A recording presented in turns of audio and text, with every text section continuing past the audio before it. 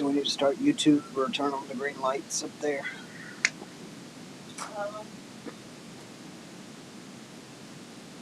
You on that, Will? You got that for us? City attorney / IT guru. Green lights work, so that's going. That's a plus. Hold on, let me go get Amber.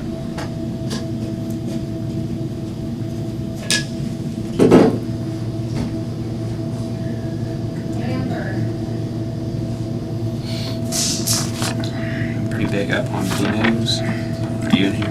No, that's one publication I didn't make. Oh, man.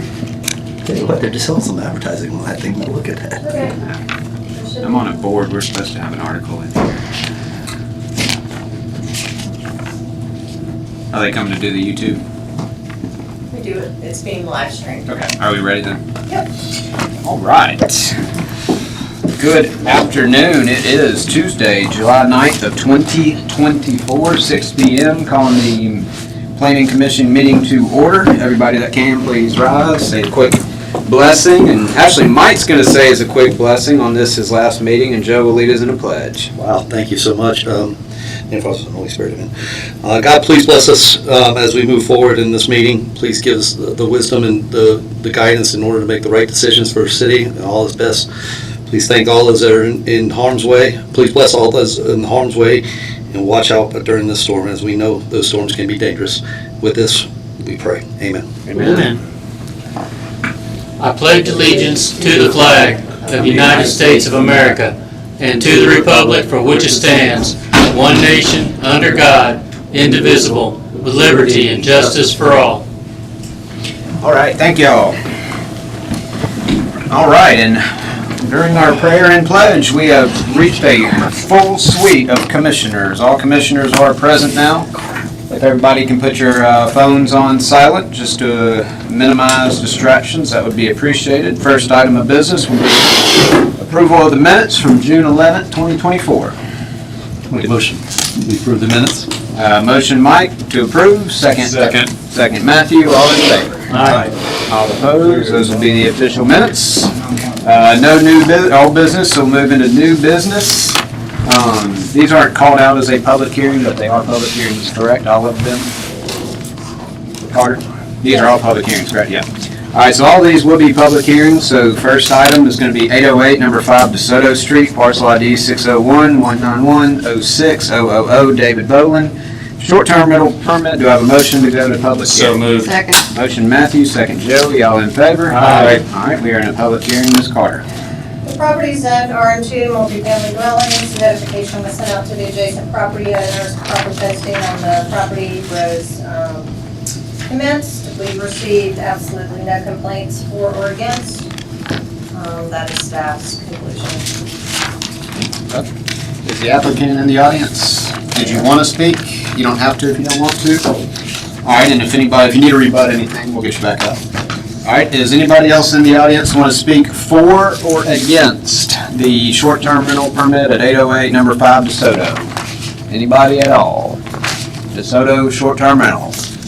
Once, twice sold. Do I have a motion to close? So moved. Second. Motion Matthew, second Joey, all in favor? Aye. All opposed? Any follow-up conversations? Questions, comments? Make a motion that we approve recommendation for short-term rental on DeSoto Street 808, subject to annual renewal. Second. All right, I have a motion by Matthew, second by Kevin, all in favor? Aye. All opposed? Mr. David, that will skip next week's board meeting and go to the first meeting in August for final decision. It's a long process, guys. I tell you. Quick question. Yeah. So I Can you come redeveloped, up here so people can hear you in the audience? Yeah, let's do name and address for the microphone too, if you don't mind. Mr. David.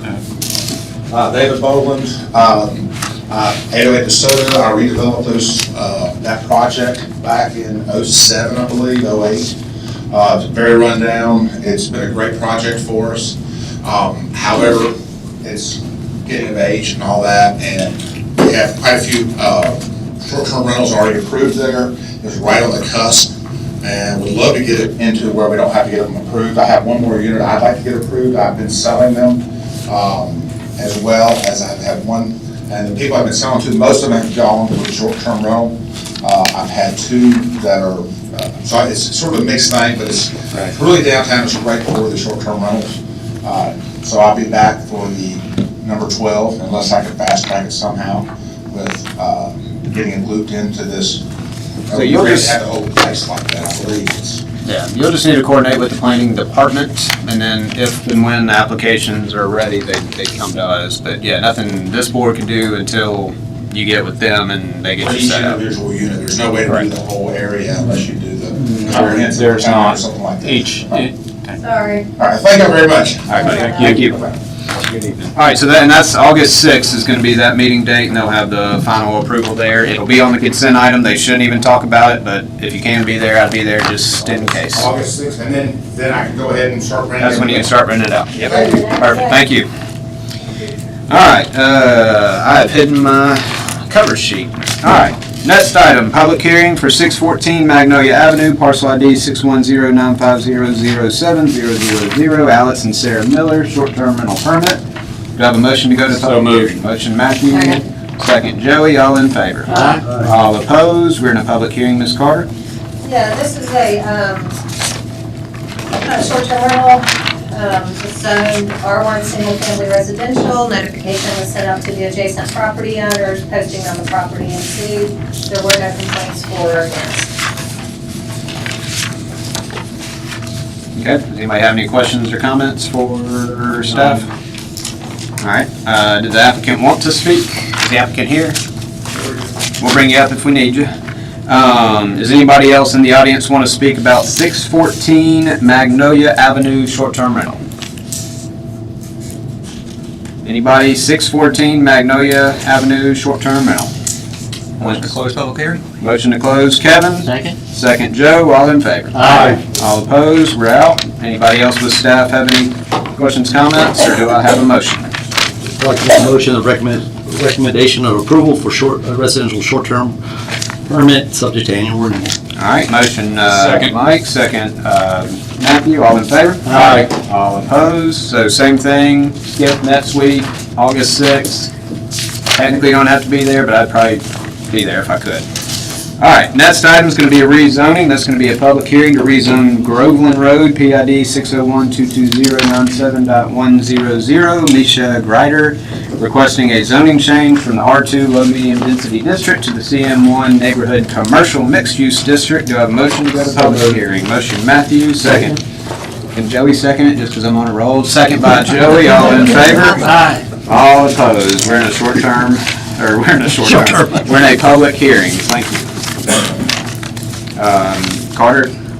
Yeah, this is a rezoning request to rezone from R2 low-density residential to CMX1 neighborhood commercial mixed-use district. Staff evaluated the application. We looked at adjacent zonings. We looked at the corridor as a whole. That particular area on Groveland has CMX1. It does have some R2. It also has, you can see that kind of R2. It looks like it's a leftover from when it was more of a traditional neighborhood feel to it. The land use allowed for a neighborhood commercial, which is CMX is our lowest density of commercial district. So that particular land use does allow a low density commercial district. The applicant is here and staff has nothing more. Oh, we sent out notifications, we notified, posted on the property. I received no applications for or against. Okay. Anybody have any questions for staff? Andy, I'll just add, I don't think the applicant is asking for a mistaken zoning, so let's focus on the public need and changing character. Changing character. Okay. And keep that in mind in any potential motion. All right, will do. Was the applicant in the audience? Did y'all want to speak? Okay. Name and address at the microphone. My home or my business? Either one, whichever one you're comfortable with. My name is Micah Grider with Executive Properties, 2113 Government Street, Ocean Springs. This property on Groveland Road was purchased by my husband in 2006. It has been sitting vacant that long. His intent was to develop it. He has since passed away, and I haven't tried to sell it. I've had several interested parties, but all of them need a commercial zoning. And that's what I'm requesting, because right now it's not turning any tax revenue for you all. And I do have somebody that's very interested in it, but they really need the commercial zoning. All right.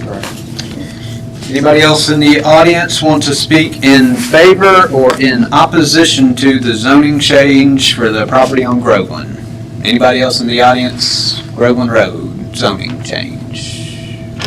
Nope. All right, do I have a motion to close the public hearing? So moved. Motion Matthew, second Joey, all in favor? Aye. All opposed? We are out of public hearing. I'll start staff comments or commissioner comments, just saying it seems to be a pretty legitimate ask. Surrounded by commercial on all sides. You got a pretty big development being announced just south of there, so I would be in support of this one. Yeah, it makes sense to me. Anybody have any other questions or comments? Make a motion. You want to go ahead?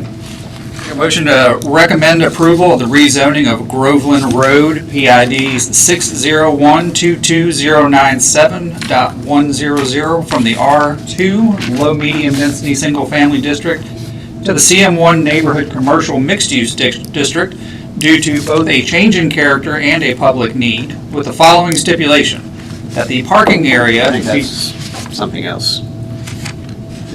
That's I from know, that, I'll read that, that's a typo, the parking stipulation. carry over from Gotcha. last one. sorry. So the parking's good on this one. Yes, sir, Then I will end my motion where I stopped. All right, so your motion, if I understand, is you have a demonstrated public need and a change in character in the neighborhood, and you would like to approve the R2 to CM1 change. Correct. Public need, so second. All right. Motion Kevin, second Matthew, all in favor? Aye. All opposed? All right, that'll carry. That'll similarly be on the August 6th meeting for final okay. All right, so now we are to the section we're all kind of dreading how long it may take. If y'all don't want to stay, you are welcome to leave. We are going to go through the UDC with some, I guess this is a public hearing as well, correct? Since we're doing ordinance changes potentially? Yeah. All right, do I have a motion to go to public hearing for the full Unified Development Code update? I have a motion Mike, second Joey, all in favor? Aye. All opposed? We are in a public hearing. Carter, I'll just kind of give the floor to you and see how you want to Well, handle I don't really know how, I'm gonna ask you guys, well, thanks, Andy, I'm gonna lobby it right back to you, because I don't know how you want to handle it. So I did give him- Carter, I may have one thing just at the Sure. start. I'm sure some of you reviewed and saw some things, spelling errors, double definitions, Biloxi mentioned. I've discussed all that with Carter, and I've got a list. Obviously, if any of y'all Yeah, have certain ones y'all want to make sure of, we can discuss those as well. But I've discussed those, will obviously be fixed before the, yeah, goes to the. so they're fixed in this document, Well, I actually did the same. and I got yours today. I sent her some Yeah. things not too long ago and kind of had some formatting issues, some questions and some comments, Yeah, but so I stole some of those definitions from Biloxi, because it made sense. They ain't far. Don't reinvent the wheel. I actually looked it up one time. It's totally legal to do because it's not copyrighted information. Exactly. I've stole a lot of ordinances in my days. All right. So, I tabbed my book, y'all, with benign, or things that I thought were minor. I can go through everything, I can talk pretty quick, I know exactly why I did everything, I can explain to you. Do y'all wanna go page for page and try to go through all of this, or do you just want me to hit the highlights? How do you want me to do it? Has everybody had a chance to review it? No? Why don't I, let's see if I can just, go ahead. I'm going to speak kind of freely on this. This is something that I went through time and time on back in 2018, 2019, when it was adopted, and we went over, and there was a lot of questions about it.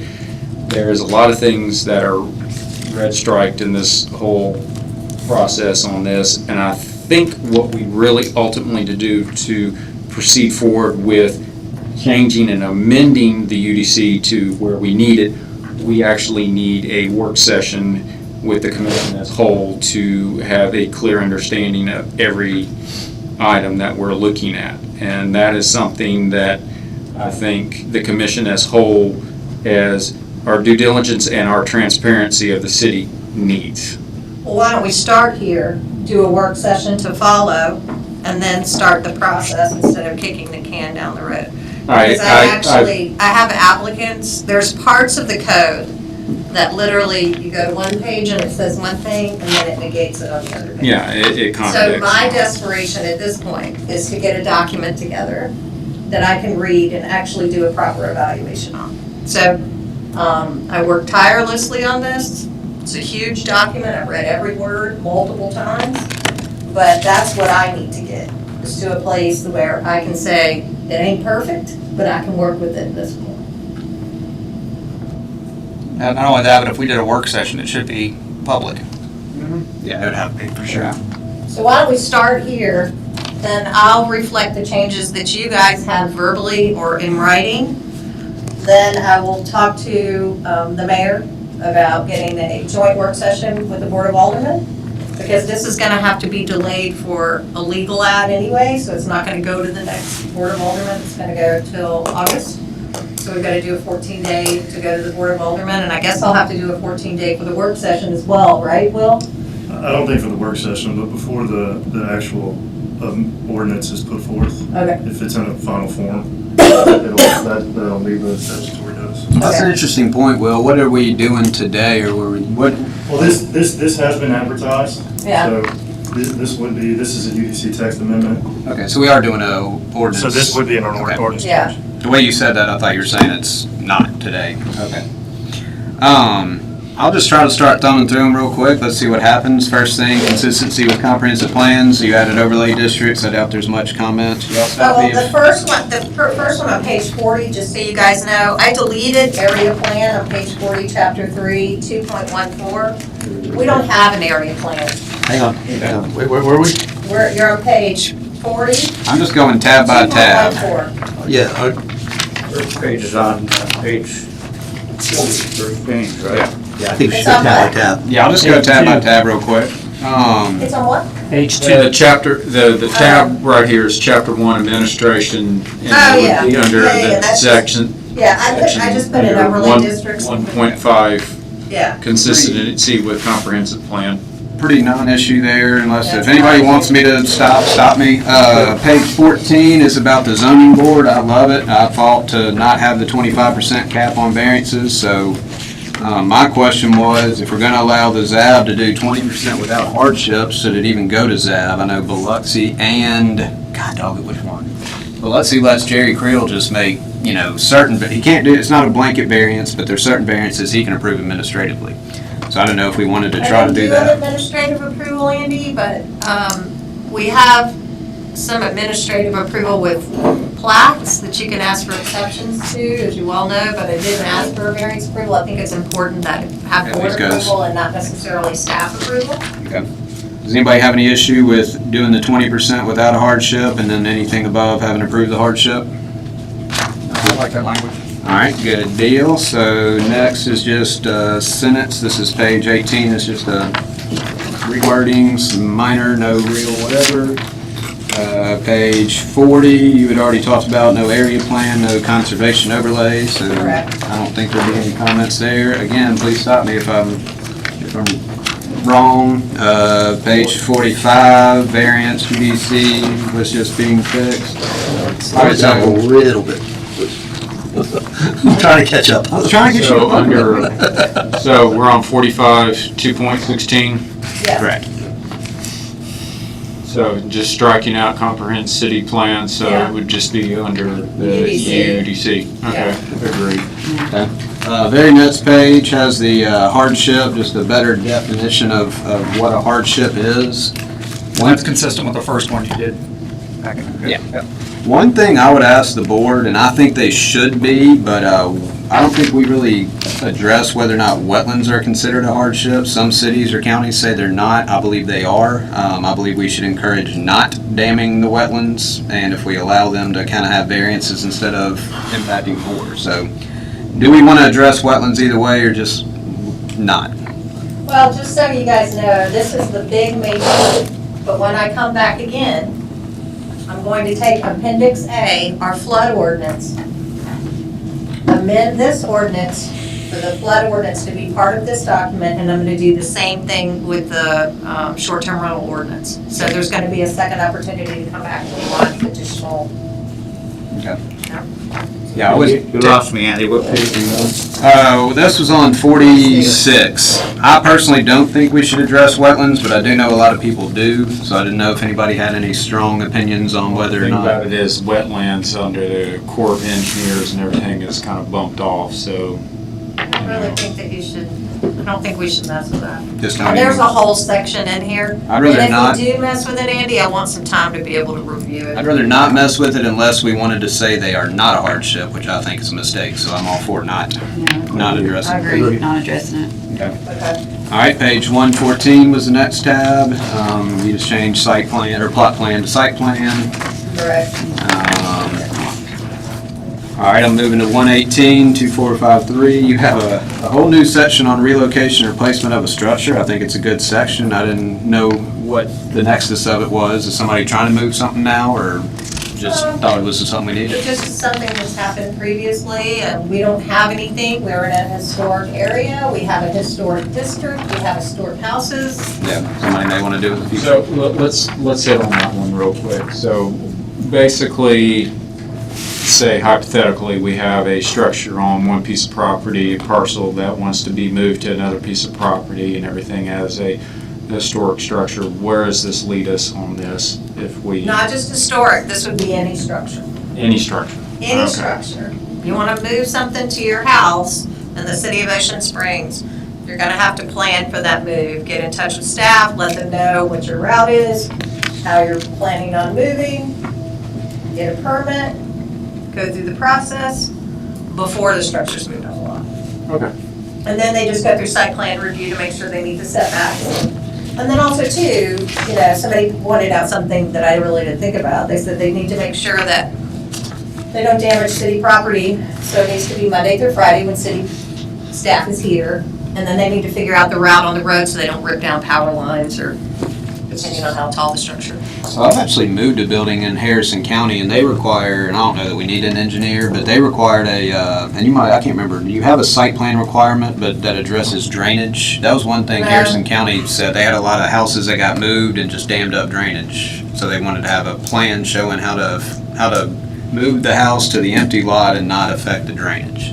Will the site plan include that? Let's say Well, I was gonna site say, plan. like, usually if it's a neighborhood, that's down on a, you know, that's on a macro scale. Yeah. So they're planning the neighborhood, they have their drainage ditches and where they're gonna divert the water to. Yeah, You can correct me if I'm wrong, because I'm still learning Mississippi. Everywhere I've ever worked, a single-family home does not have to provide proper drainage like a subdivision would.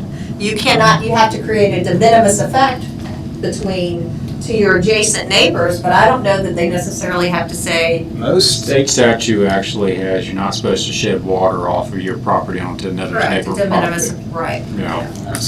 But also, most states, I'm not sure, most counties and cities, I don't know about Ocean Springs, but you do actually have to do an individual grading plan for every house. Now, I mean, it's like 2 points, it's not like a really okay. defined, but they want a corner shot on the houses and everything else. Just I an guess that idea. would be part of they're gonna have to do site plan review. Right. They're gonna have to go through plan review in And if order they're to doing make that, sure it'd be that on they there. meet the zoning and the requirements. So I guess we can just put that in there. Do you want me to put that in there and make a note to If say they're doing the drainage? normal site plan thing, I Okay. wouldn't think so, so probably Okay. not. I just want to make sure it's thought of and we don't just plop a house in the middle of a ditch. I got you. All right. Does this only apply to permanent structures? Does this apply to mobile homes as well and things like that? You know, in this, Interesting we question. have current mobile homes in Ocean Springs, but we don't have a Right. future zoning designation for it. So when I said, well, then maybe I need to clarify. Moving a mobile home is easy.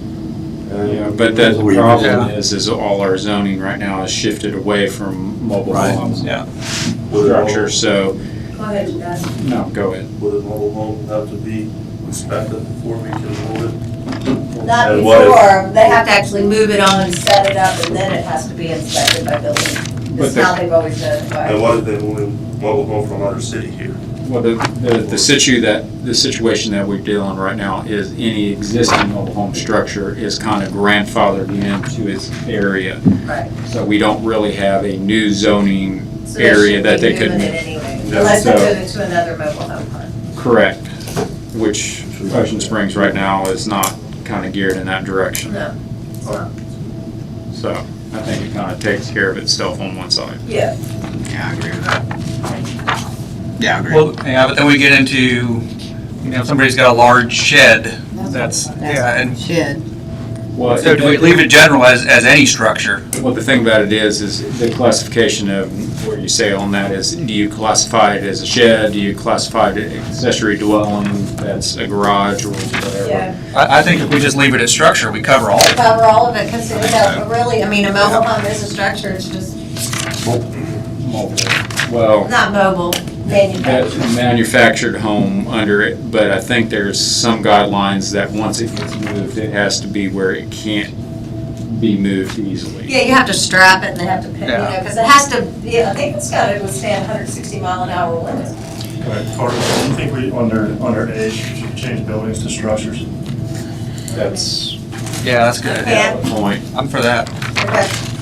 I think so. I will say, Kevin, so if you go to the definitions, a structure is anything constructed or erected that requires location on the ground. So I still don't know if that includes mobile homes or not. I mean, I think it means that would include the anything constructed on the ground, which would preclude it, but it just says anything constructed or erected that requires location. Well, here's the correct code is Katrina Cottages on that kind of guns under that guise of movable structure that can get anchored down. Right. So, I thought that those were permanent structures, and that it was just done like in a multifamily setting, that they were permanent. A lot of them had wheels, a lot of them have had wheels and They- have Oh, I didn't know that. yeah, they were all designed like,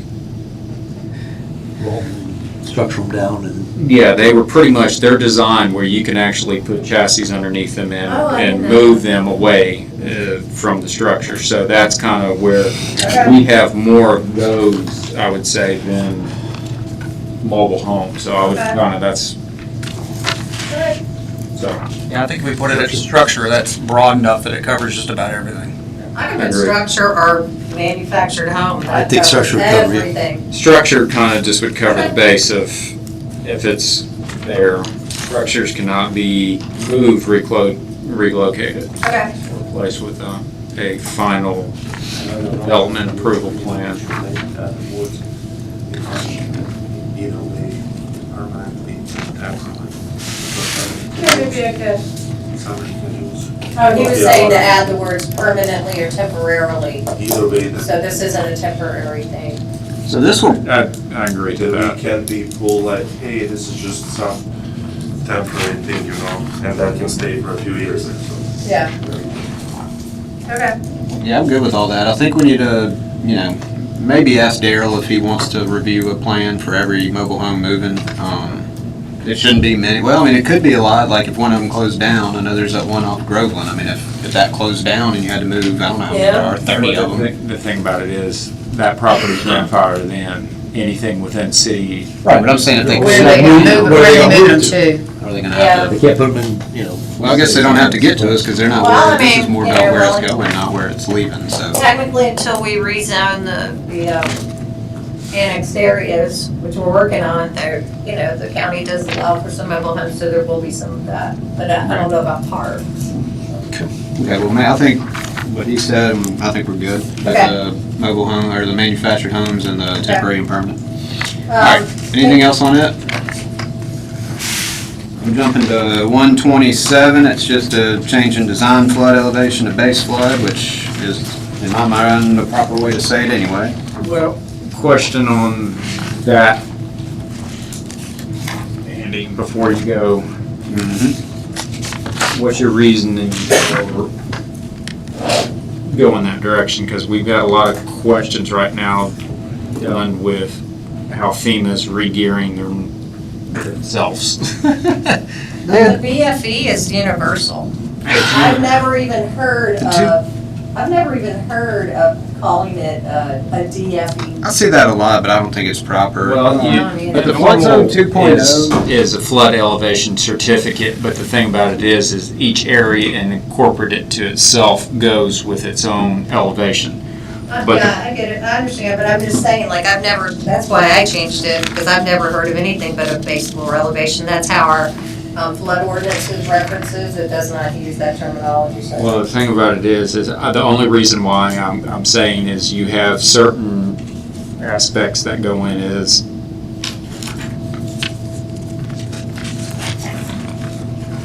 Certain aspects, I understand.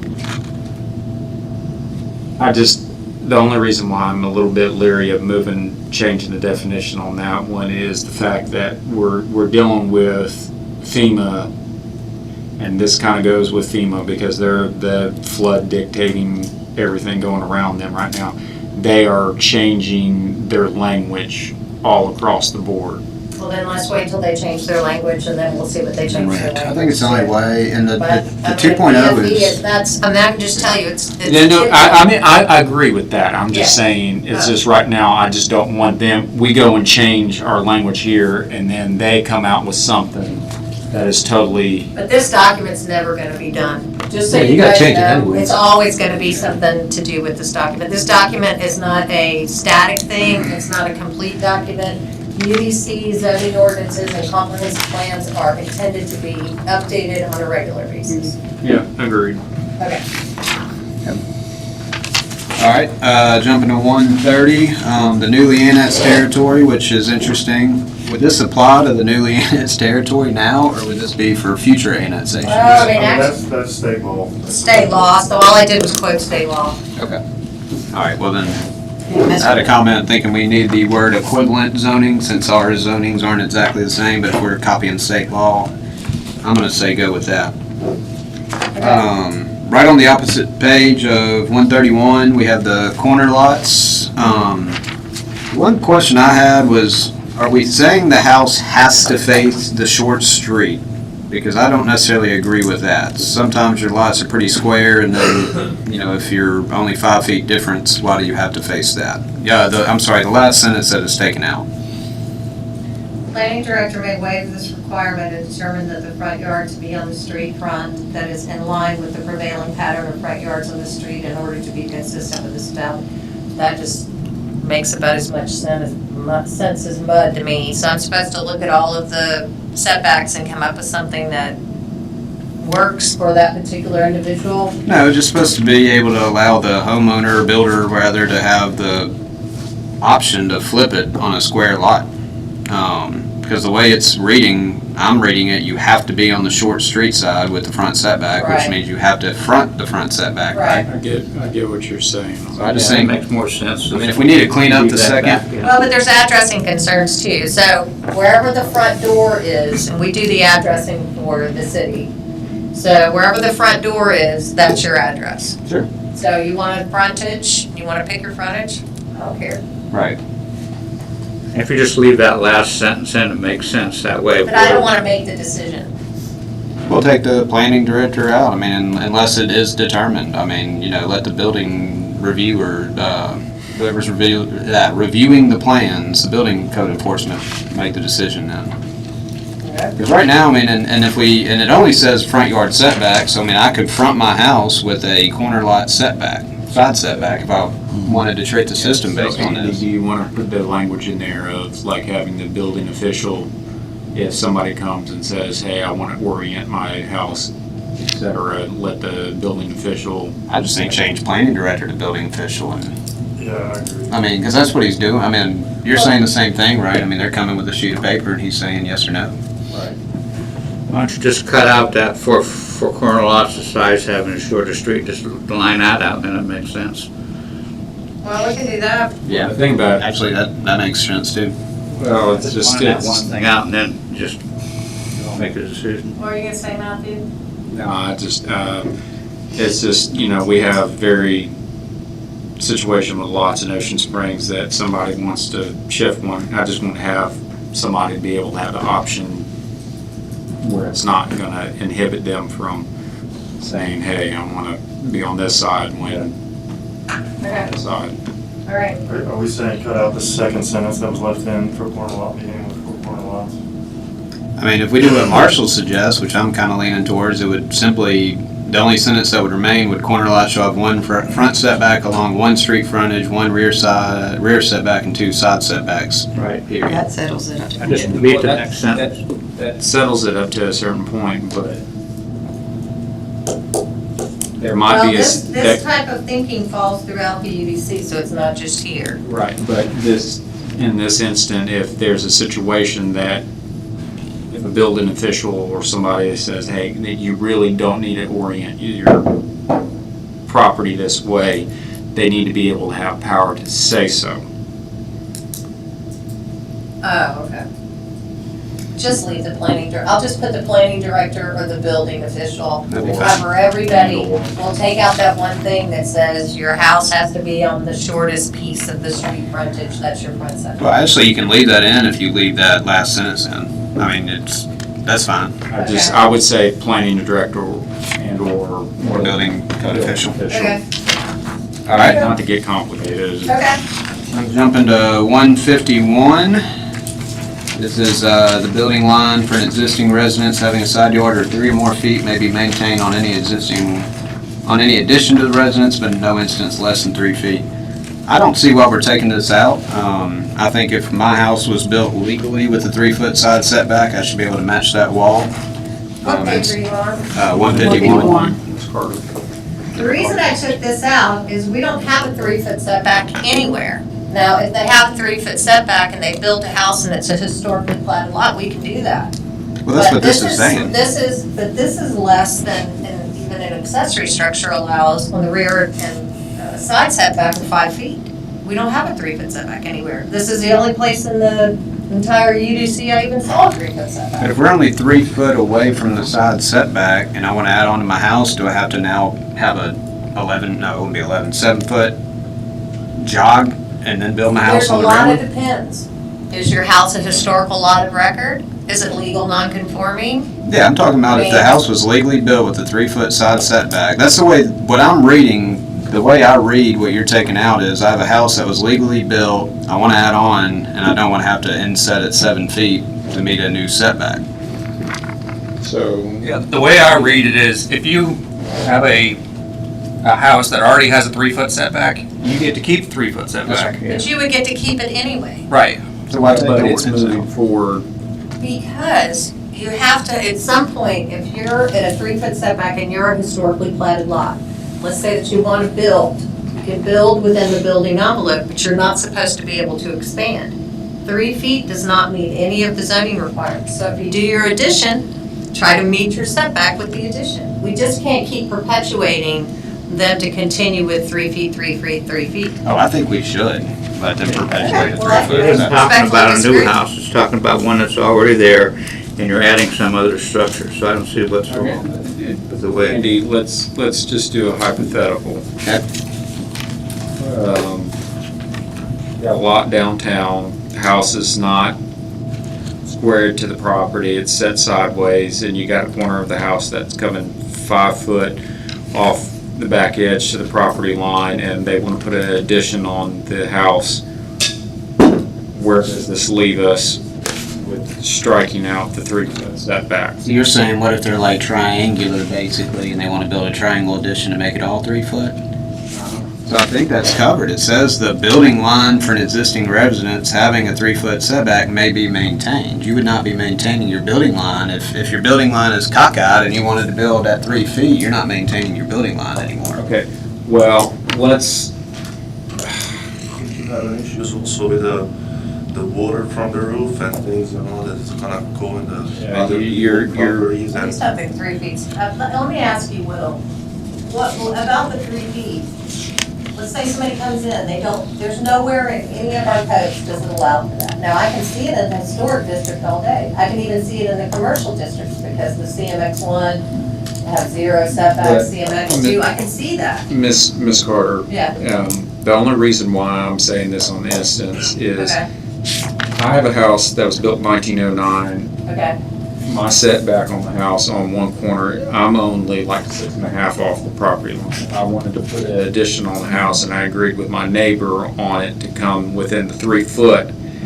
This is striking that out where I could not do that. Okay. But my house is not in a historic district. I fall less than a block and a half from the historic But you can district. still be a historical lot of record, not be in a historical district. Okay. Words that's referred to historic district anyway, it's talking in general, right? We were just talking about like if you have a historical lot of record in a house, you can build back to the building envelope, but you can't expand it. Yeah, I get, I'm just, And if you're legal non-conforming, you would have to go under the new code anyway, right? Correct. So, So to me, the 3 feet is moot. It's already taken care of in other I areas. mean, I see what Carter's saying, because if someone tried to do that, if you're legal non-conforming and you want to add on an addition closer to the setback, I mean, you wouldn't be able to do that because that new structure has to comply with the new code. okay, so, But the applicant would point to, well, section D Correct. says I can have 3, I mean, that would, and essentially they conflict. from our, what we were dealing from like our 1984 guidelines is that what we were dealing with is if you wanted to build closer to your adjacent property, you had to get the adjacent property owner to agree to allow you to build closer to that, and then they would have to submit a letter up on that part. I grant it, that was taken out, and now we're dealing with what we're dealing here.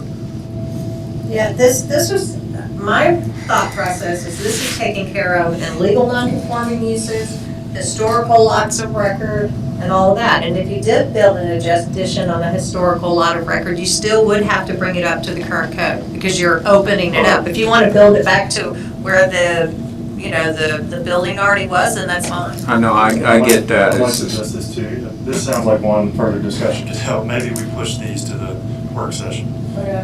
in the interest of today's meeting. Okay. And maybe future ones on this same agenda. Okay. Whatever y'all want to do, but this is one. Yeah, let's just Keep in, dog ear that and move on. So we'll keep in, at least on this amendment, 3.717D will not be struck. Yeah, they know. Okay.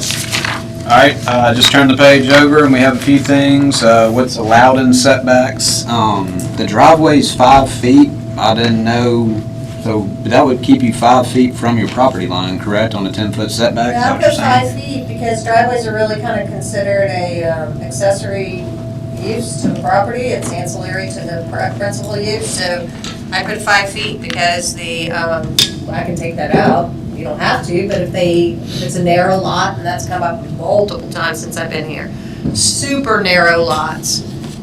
They want to tear down the house, they want to utilize the narrow lot, they want to put in it, so I put in the 5 feet for the driveway just because it gives you some space to the additional. It covers the accessory structures, which allow for a reduced side setback and rear setback of 5 feet. Yeah. That was really just to help somebody out on a narrow lot. No, my driveway goes 9 feet into the setback. I only got it 1 foot between my Oh, property. really? Yeah, you go in some of these subdivisions, I've only you're got- right on the line. My driveway's only got about half to Do you 2. think I should To delete the it? property We should line. just talk about it on a case-by-case basis? I think you just let Yeah, because driveways. you got all go. kinds of Okay. subdivisions that they're, Okay, so let's delete. So are you guys okay with deleting the 5 feet? Yeah. Just Yeah. leaving it as Just leaving is it and as doing that driveway. on a case-by-case? Yeah. Okay. And that needs to be really looked at case by case. Okay. The garage is going from 3 to 5. I'm good with. Does anybody have any problem with that? 3 to 5 foot on setbacks, On garages, K. on Number K. garages. What about accessory dwelling garages? On attached or detached slopes from alleyway, minimum 3 to 5. Where, are we still on 152? Yeah, 152K. Oh, okay. And the reason I put this was because this is one where on one page it says you can have an accessory structure that allows for a reduced side and rear setback of 5 feet. And yet you come here and it says 3 feet. So I'm trying to evaluate an application, one page says one thing and another page says something else.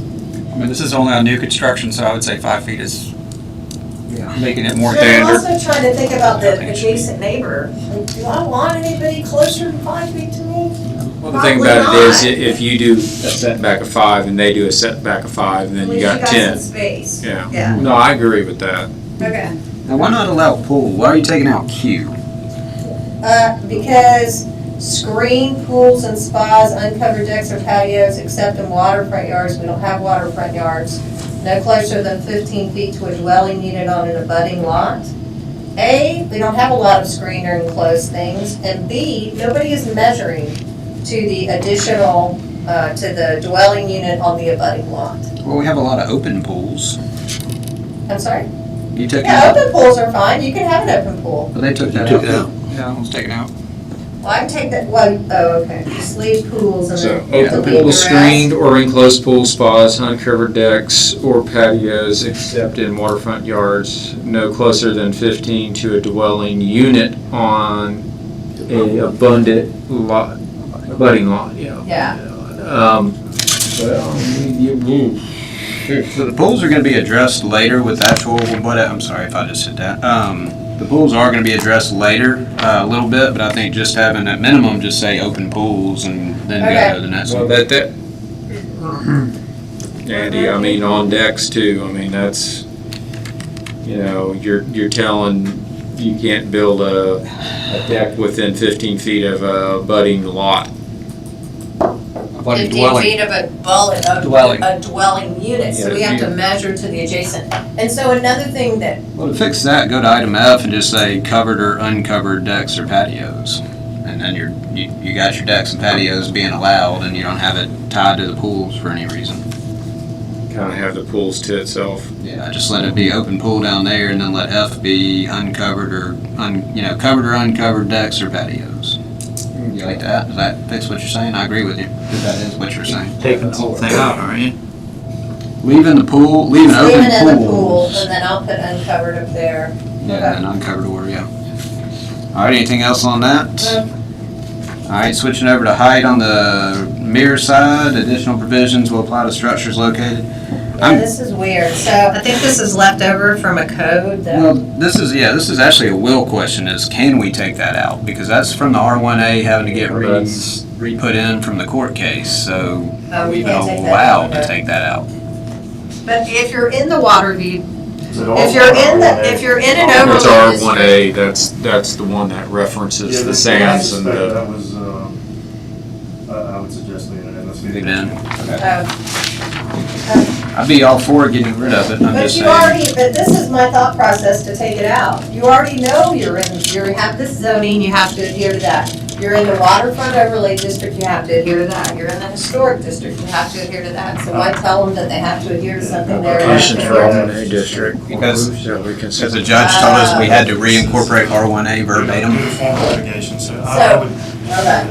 Okay. That's Alright. one that needs to just be left alone. And then just turning the page to 154, you have the accessory structures located in the rear and side yard, which I'm all for. I don't think we need the front yard. Does anybody have any questions on that?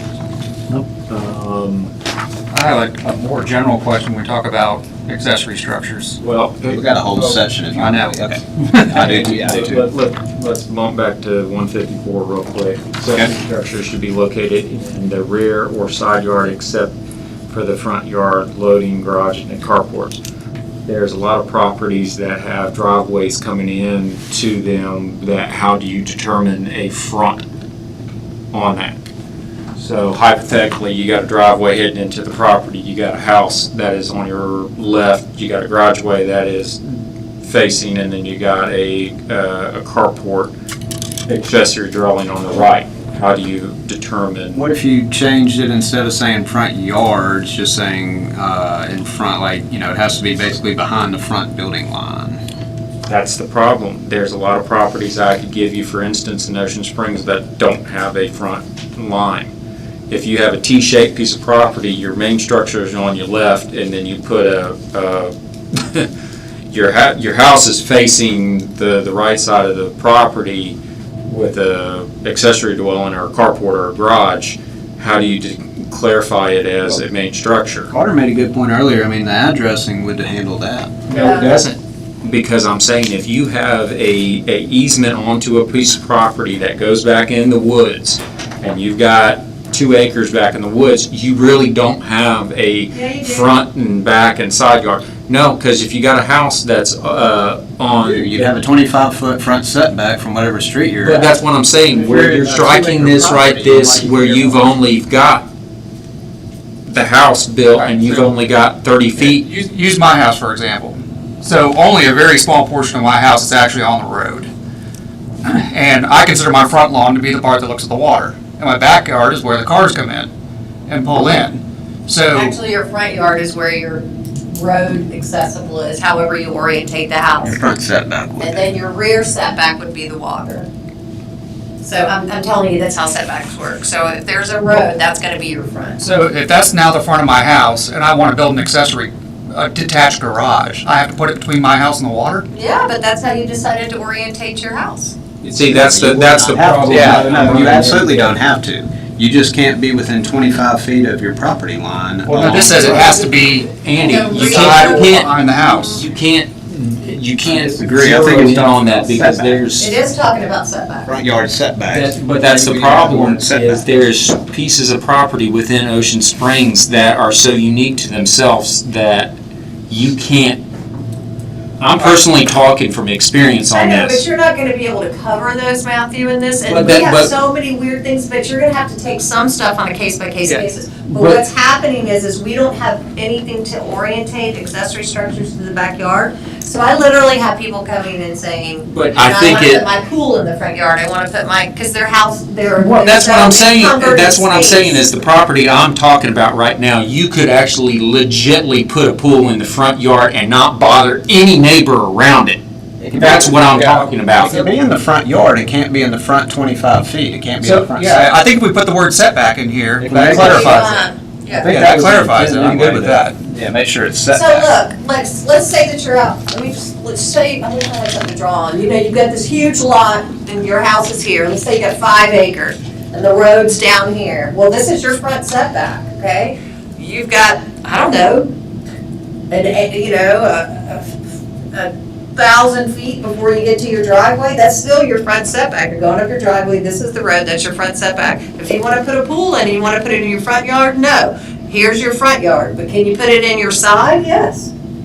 Can you put it in your rear? Yes. Are you saying it can't be in between the house and the road if I have a 1,000-foot driveway? Okay, well, then I disagree. That's the thing, But is you when can't you've write got, a code, guys, for every single lot. I think that the language needs to be changed to case by case on this one.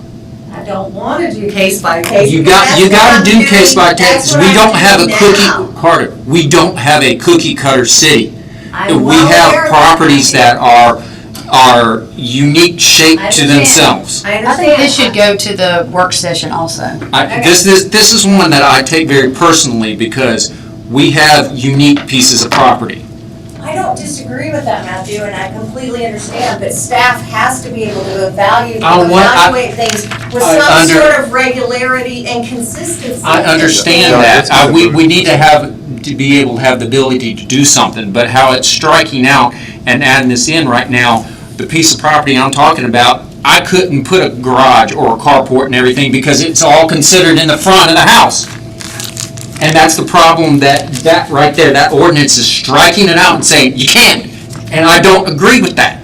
That's fine, Matthew, I took it out, and I put it as a work session item.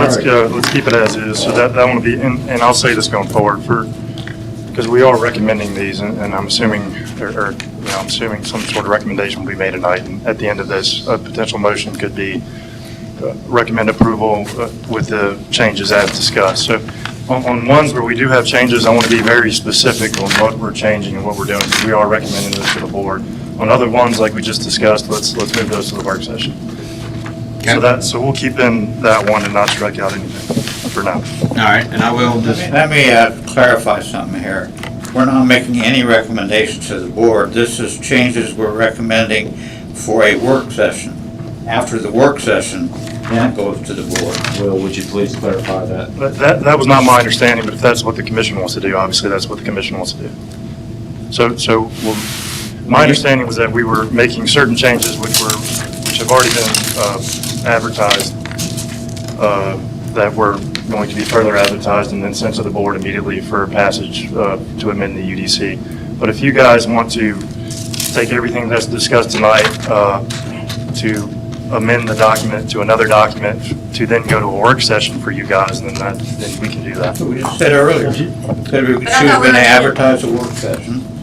She I did. thought it was a joint work On- session, Yeah. but I have to ask the board. I have to speak to the mayor. Maybe I'm not being clear. Either tonight, my understanding is tonight, the changes that we're discussing here tonight, the ones that everyone agrees on, are going to move forward to be approved by the board potentially. If you guys don't want to do that and wait to approve everything after a work session, then that's fine too. What were the two things that we moved to work session? I was looking back to find the first one. All right, so we got accessory in front, and there was one other that we said should be on the work session. I was going to keep that myself. Does anybody remember? Yeah, I got it. It's about 3 feet. The 3-foot setback on back, yeah. Page 151, sir. Yeah. I'm taking notes as we go on every single one that's agreed upon, such as changing buildings to structures, stuff like that. My understanding was that any motion to approve the agreed-on items tonight would move forward to the board to be approved. So why don't, when we make the motion, we just call out the few items that we're moving to a work session with all other approved? With the exception of. And With the the exception of- approved agreed-upon changes. Right. That'll be fine, whatever the commission wants to do. Okay. All right, so we've got 2 for a work session. Everything else has been clear enough to date. So okay. As discussed. All right. Well, yeah, that's right. And yeah, I'm gonna say one more thing on the setback. I thought it was front setback. I'm with Matthew if it's not just the setback, if it's the minimum setback requirement, if it's the entire yard. All right. Next page, we have the addition of the LBCS codes. I don't have a problem with that. Anybody? We are adding condominiums as permitted uses in the higher end residential and lower end commercial, and then conditional uses in some of the higher commercials. I'm okay with that. Everybody good? I agree with that. I don't like how the bottom of the page cuts it off, so we can fix that on the formatting, but it's fixing the residential short-term rental issue that got brought up the other day, where it was said it was permitted in RM2, where it's conditional. So I'm good with that. I see do that? like. Do you see Where was that it card? cut off? Page 157 to At the bottom of 158. 157, it says residential, so it looks like you're only reading residential allowances. It needs to pull Yeah, over. I get you. Okay. And then I do like separating the commercial short-term from the residential. So I don't have anything there. Anybody? Nope. None. All right, jumping to 164, we're adding vehicular parking storage parking lots to the use code, use table. Any questions, comments, concerns? So, Ms. Carter, what is that, what are you kind of looking at that? Is that because of the parking garage and et cetera that's going to be added Somebody in? called the other day that had a commercial property that they wanted to do a parking lot, a paying parking lot for the downtown area. It was just an individual, and it's very common that you have parking lots, like commercial parking lots that somebody pay, and we had no mechanism for him to come in. And I read through all the different categories, and none of them really fit, so I just put it in. Okay. I put it under the commercial districts. I didn't put it under public because that's beach, but I did put it under CM, which is marine stuff, and just left it out of all the RMs, or all the residential. All right. Good. Jumping to 168, there's some footnote things. I had a Yeah, I quick think this comment. has to go back in. Yeah, the R1 uses, I Yeah. think, is from the old ones. I think that Yeah. does have to go back in. There's also just, check the form, it was on my list about just check your formatting. Some of the All footnotes the- don't yeah. seem to be the right call-outs. So, so we have a Word document, the Word document, and every time you put in a word or you type in a paragraph, because it's electronically formatted, it trips other formatting. So instead of me going in and fixing it every time, I'm just gonna put the words in, figure out our wordsmithing, All do at we the like end. what I'm putting in, and then I'll format it later. Okay. All right, so moving to the next page, it's about the wine and liquor sales. Yeah, so Sorry, this just so was- I'm clear, on 168, we're keeping in R1, item 2. Yeah, I think that's part of the R1A district too. Yeah. All right, so next 2 pages have something about liquor sales. I looked up state Yeah. law and I agree with what you Yeah, proposed. so this was confusing because they had 250 feet, and that's not right. So I decided to put 400 feet because that's the most restrictive, but then I wanted to put underneath exactly how it read. Because because it just wasn't enough information. And a lot of business owners here in Ocean Springs really want to understand this better. So I just I went to the ABC liquor law and I copy and pasted it verbatim. So, okay, so for instance, if you got commercial to commercial, it's 100 feet. If you got residential to commercial, it's 400 feet, Correct. in simpler terms. The church and funeral home can waive it, but a school and kindergarten and daycare cannot. Correct. And that is state law. Yeah, that's, yeah, I'm familiar with that one. Okay. Oh, yeah, I forgot about that. Yeah, you would have had to, you were the other side. All right, moving on to 178. Do we want to require porches on Porter Avenue overlay district? So the reason I changed this, guys, is I understand the intent of why they had them at one time, because I'm sure that was a heavy residential district, but I'm also thinking about all the commercial that's going in there and all the different things that are changing. And who necessarily wants a commercial building with a porch on it? Oh, man, them's fighting words. So, real quick, Andy, we skipped one. 175 was the designated base flood. Yeah, I saw that. I was wondering what that Yeah, I see it too. It's not tabbed in mine, Matthew, but yeah, I think the BFE is the right way to say that one. That's fine. I just want to make sure that we're. Yeah, you're right. I see it now, but Yeah. yeah, I just didn't have a tab on that. Okay, so we agree all on that one? Yeah. Which one? Take the 175, it's the same Oh, the thing. BFE? Yeah. Just to make sure that, I just wanted to go, make sure we went over it, so it moved So forward. I like commercial with porches, but I don't like requiring I think it should be optional. So I would be in favor of pulling it out. What do y'all think? So you wanting to say, what do you, You don't have to have a porch if you don't want to. They're saying right now, if you're You have to. located, you have, you have to have. that doesn't make sense. Like what if, you know, a lot of people just, all right, I just want to give y'all, in one day, I want y'all to understand how busy my office is and how many people are interested in Ocean Springs. In one day, I had 90-something inquiries. That's just one day. That means 90 people called me, developers, builders, not from here, chains, all different types of folks. And they're like, I want to come to Ocean Springs. If you want to relocate on Porter and you find a place there you want to do it, but why do you have to put a porch in? I get the intent, but if they want to put a porch, let them put a porch. I think the optional's fine. Yeah, I agree.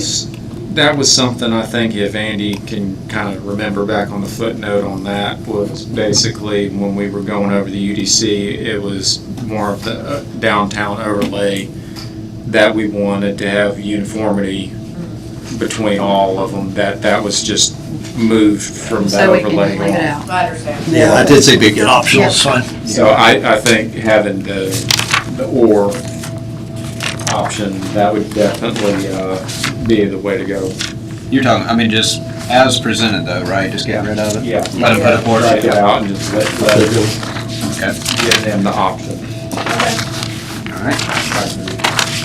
Jumping to 190, zoning general plan designations. Okay, yeah, that's just a extra word that we don't really need, I don't believe. That's what goes on your plan. All right, I'm jumping to 199 is the next thing I see. Site Yeah, designation. I shortened this, because if you're talking about, we have such a parking problem in downtown, not just in, but a lot of places. And so if you're gonna do a shared parking agreement, why would you wanna be 400 feet? Why wouldn't you wanna be 100 feet? I almost changed it to 100 feet, because if you're doing shared parking, don't you want the shared parking as close as you can to the other parking? So why would you put 400 feet? Well, we do. All requiring spaces shall be provided on the subject with. We do it because we require parking on Government Street. I think we need to get rid of parking requirements on the downtown overlay district out Well, there. there's, I did the CMX1, I saw that, I'm not opposed to 25% those. reduction, We'll and get then to those there's in a minute. 50%. That's indeed just a little quick. Okay, you're saying do away with it across the board. What would be the compromise of doing away with it? Which one? Parking requirements. Well, we can actually talk about that later, but, this is the issue we had for the rooftop taco, north of the coffee place. Yeah, And there's. guess what? They ain't there no more. Well, there's, I mean, we've got a business down on Coxum and Government right now that's gotten some mighty nasty letters from the businesses around there about the parking. So does this one really need to kind of go under the work session? I think We can, that- I don't think this is what we need to attack. There's a big parking section that we'll get into the downtown parking at. How about we leave this one? I don't care if it's 300 or 400. I'm good at 400. I don't think we need to change it, but I'm not gonna fight for 400 if y'all wanna. I mean, I can put 400 in, but to me, it made more sense to have the shared parking as close as you can.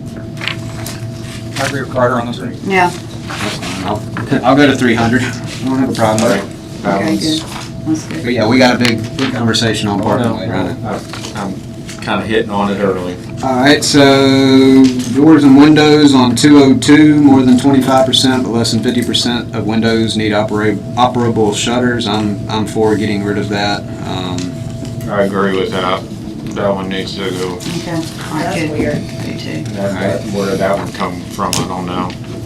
And then, all right, next page, 203. So you have it taking out conservation overlay districts because we don't have that. What I think we should actually change it, I think we need to keep it, but change it to conservation subdivisions because we're trying to condense those, and this is kind of a condensed street layout. Well, I thought about that, but a subdivision really isn't the same as what they're referring to. They're talking about overlays and things of that nature, and a subdivision is not necessarily the same thing as an overlay. They're very different. So that's why I just took it all together. Sure, but you have zoning designations, and I mean, you know, an overlay isn't a zoning designation, but neither is a conservation subdivision, but I mean, I think it fits. Okay. If we're gonna, I guess my point being, if we're gonna try to encourage conservation subdivisions to shrink down, I think we need to allow them to use smaller. They certainly are popular. Yeah. Well, and they're popular for two reasons. One, to do them right, and two, to do them wrong and just try to take advantage of whatever. But a well-designed conservation No, they're subdivision can great. be a thing of beauty. Yeah, But they're yeah, great. they can be abused. But I'd like to see that, that one more so than the next page, which is the medium density. And So it Andy, mentions I it. want to- I'm sorry. Are we doing conservation subdivisions on that? Does everybody want conservation subdivisions on the low-density neighborhoods? The overlay districts. Okay. And then on Put the, it on the overlay districts. That's the question. Well, it just doesn't, to me, from. well, the overlay districts will be handled by the I'm zoning. being a planner here, board. guys. I can't help but be a planner, and that's my hat. It's just a subdivision and conservation and an overlay district are like a pancake and a tire. Right, There's nothing remotely. But the overlay districts are gonna have the underlying zoning, and they're all gonna be the R1s, R2s, and Right, RDs anyway, and then the so. conservation subdivision's gonna have the underlying zoning. Because the conservation subdivision True. is just an arrangement of a subdivision. It's No, that's not true. a category. It's you cluster development, you have more open space. That's a good point. I redact my suggestion, and we can just leave it as is, unless anybody else wants to fight. So just strike it as there is Yeah. no conservation overlay district. Yep, Yeah. yeah, leave as presented. All right. All right, that same thing on 204. I'm fine leaving as presented if anybody has any. Medium district. Yeah. All right, now we're getting into parking, which I'm sure a lot of this will have to go to a work session, but we'll go through them real quick, so. Yeah. So I just put, one of the things I noticed about our code is it doesn't have compact parking. I put in a section for compact parking spaces. My proposal was to allow for them to have up to 5% of their parking field be compact spaces. And I was really thinking about areas that they're really constrained on parking. So I was trying to think of how I can, because I've gotten tons of comments, please look at our parking, please look at the downtown, please look at our parking.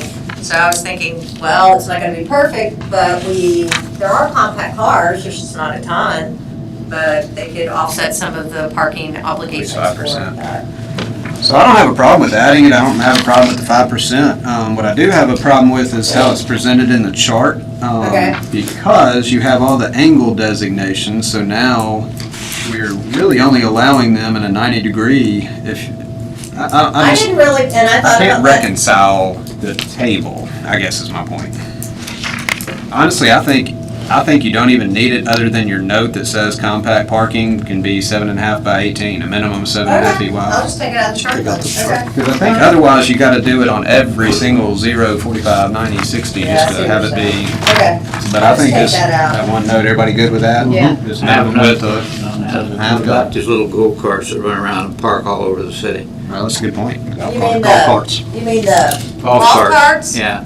What about them? They're I mean, I can't, if I was, I don't know. I mean, I'm not saying that compact parking, you couldn't put a golf cart in. Well, That's really do we limited need to to clear, you need to get out of being I'm not sure. included Do we in have that an because you ordinance got on them golf sticking carts? all over the city right now. Yeah. Interesting point, Marshall. You could almost advocate for 10% if you count golf cart. Well, not on 90 and things. I guess 5% is good, but Well, let's just hold up, Andy, real quick. Downtown for government's supposed to get blacked out and restriped. What's your thoughts on that? Because that deals with compact and golf carts and regular parking. I didn't propose compact parking for street parking. I It's just for lots. specifically said parking field. Okay, so in it a off-site, Parking lot. off-site, not streets. Okay. Yeah, Okay, so that's the clarity. I just wanted to make sure yeah. that we were. I wasn't speaking to that. I just think we're gonna get into some really tricky stuff if we start doing that. So do we need to address the golf cart parking at all? I mean, I'd start letting them park in the compact. I would consider it compact if. Yeah, I think that's If where, I was a property owner and I had a property and somebody wanted to come visit me and they were in a golf cart and I had an open compact space, who cares? right. Okay. I'd rather take that than a lot regular. Small vehicles, period. Okay, so I'll delete that last. You're not a Ford F-150. So 206, we're deleting the compact F-150 try to use. oh, yeah, we don't. plus the third note, is that right? Yeah, See if you rush the wall. Nothing around, I'm all right. parking. All right, turn one page, 208, taking out the part about within the CMX2, the number of required spaces is 1.5. We're gonna get, that's actually kind of moved. Yeah, I actually moved this. So I would be okay striking it from here, and we'll talk about it in about a minute. Yep. Yeah. Actually, really soon. Yeah. So if you, all right, so everybody good striking it here and addressing it on the next page? All right, Matthew, now's fun time. What do you think about downtown parking?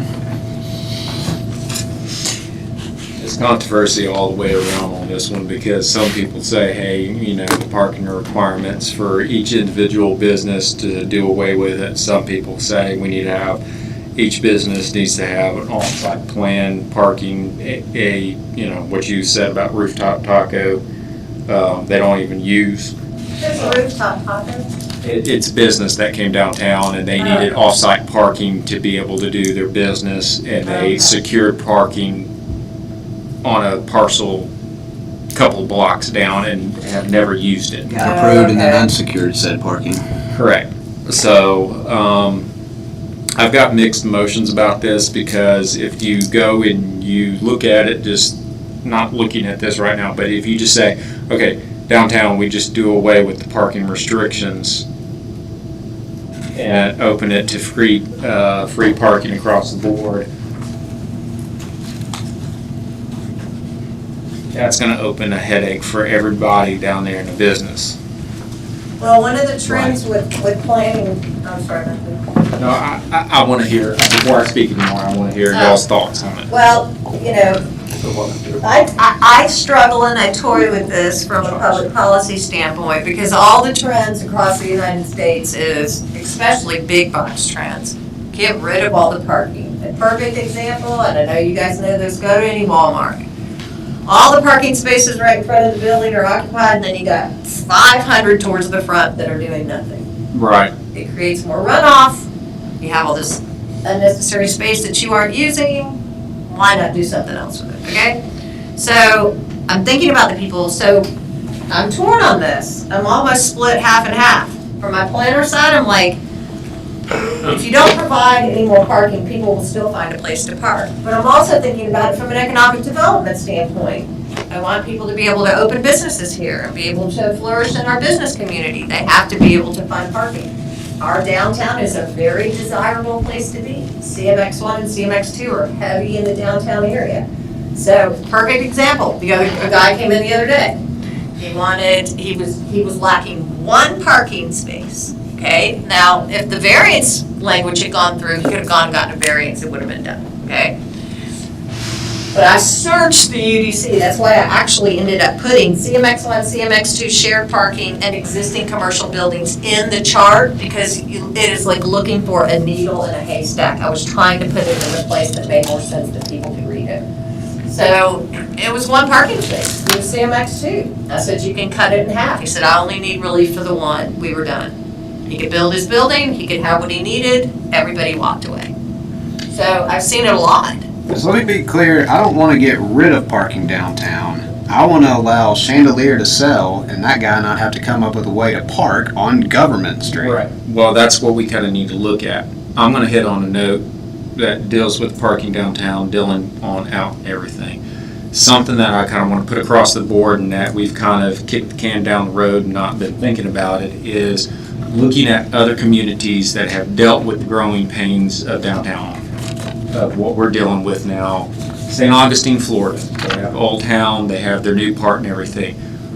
One thing that I have talked to them and looked at is they have parking meters. Everybody's, oh, parking meters. No. The thing about it is they offer their residents a parking pass. You need to go down to an area, you have a parking pass, you get it. They structured it during business hours up to a certain point. At 4 o'clock in the afternoon, they cut off and anybody can park there and not have dish.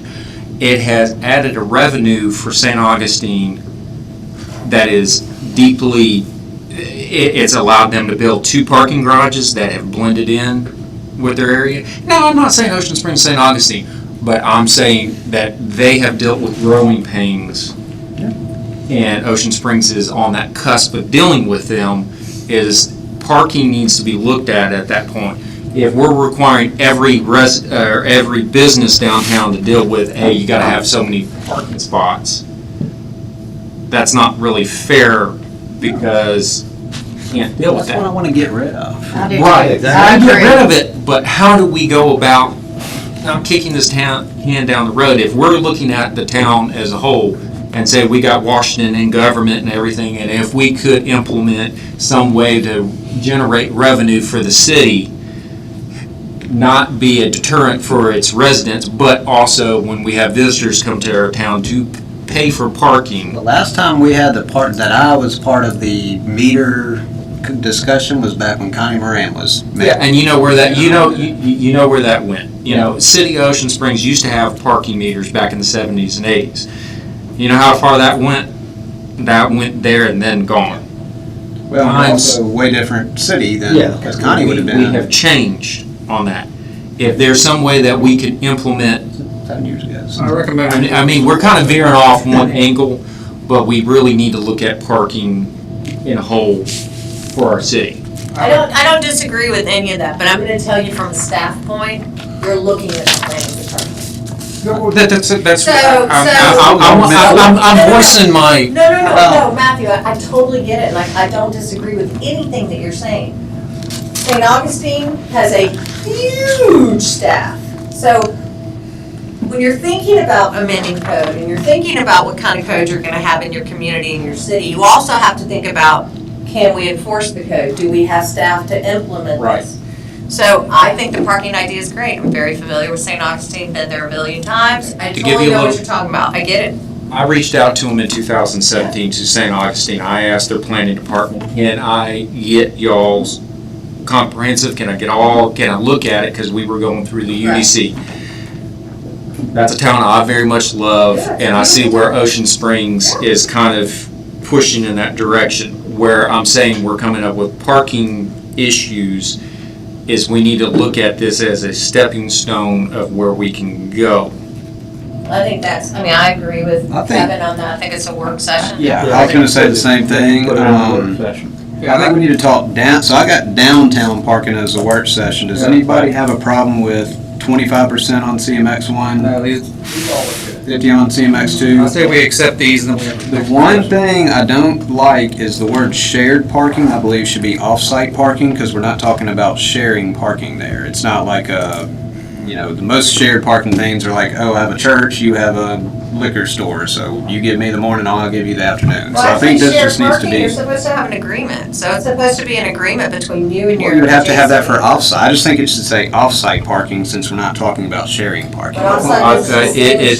says alternate, it should not be shared parking, it should be more of alternate parking spaces available, because shared parking kind of gets into. No, this should be off-site. But a shared park, that's what this is. You're not Like- sharing it. Yeah, you are. Nobody's sharing it. If your neighbor closes at 12 or isn't open for dinner and Where you're does it open. say that, though? It doesn't say any of that. What All she's it saying says is you it's gotta, off-site. it needs to Okay. say in here, you have to have, okay, I'm just gonna say off the cuff, right there, we have a Okay. shopping center here in Ocean Springs, we have a agreement with Mosaic Church. That's the shared parking, right? That is shared parking, but it's a mutual agreement is Sundays and church service and everything, they're welcome to use our parking all the time. They park And- here on Sunday. and the in- church across the street. And in turn, we can use their parking throughout the week. So that's But we have a written Correct. agreement. And it's a shared parking agreement. What about shared and/or offsite? Well, but it's not shared. I'd actually support a shared parking ordinance. I think we should have one. But this, when space is not available on the lot, space shall be located within 300 feet of such lot, off-site, let's say, and such space shall have vehicular access to a street. There's nothing about sharing. It's not sharing at all. We're not talking shared parking. There are All right, shared then I'll parking adjust ordinances. the language, I'll look at the language. I would love to I have. think we need to put a definition for A shared lot of parking. businesses Okay. require the Okay. offsite. Because I agree with you 100%. I have an office that has shared For parking. example, you have a restaurant or a bar and you But have. then- Absolutely, it's But let's that. just say I you wanna have have a a shared neighborhood parking that you ordinance. live together. People, just the customers of that store, they actually using them because you have a parking lot. But the agreement is for, not only for staff to look at, the agreement's for staff to have something in the folder that we said he met his parking, because he couldn't meet his parking, but he was able to come up with a shared parking agreement with his neighbor. Okay, well, And then, but then if your neighbor leaves, you will have to renegotiate with the new neighbor. the new neighbor, okay, so just to, So maybe that language not to needs belabor be- this point, but the reason how we winded up having shared parking with Mosaic is they were trying to redo that building. They had 40,000 square feet of building. They did not have the parking on their premises to redo that building. They came to us and said, can we use your parking Oh, okay. on the site review plan, and in turn, we can work agreement out and use it. That's how it came Okay. about, so. I think we just need to define shared parking as having an agreement with Yeah. another, with multiple businesses have an agreement. I would say. If this is shared parking here, that means that whoever has that lot has to use them for his business. And If it's off-site parking, give them a parking space. it's a parking meter. Well, I think we have a different discussion about downtown. I think we have a shared parking discussion in downtown. There's no. Because there's great examples of shared parking ordinances that will go into like which uses can share. You get- Bars sharing one you get parking. where I'm coming They're all coming at the same time. Well, the whole point of a shared Daycare in your agreement bar.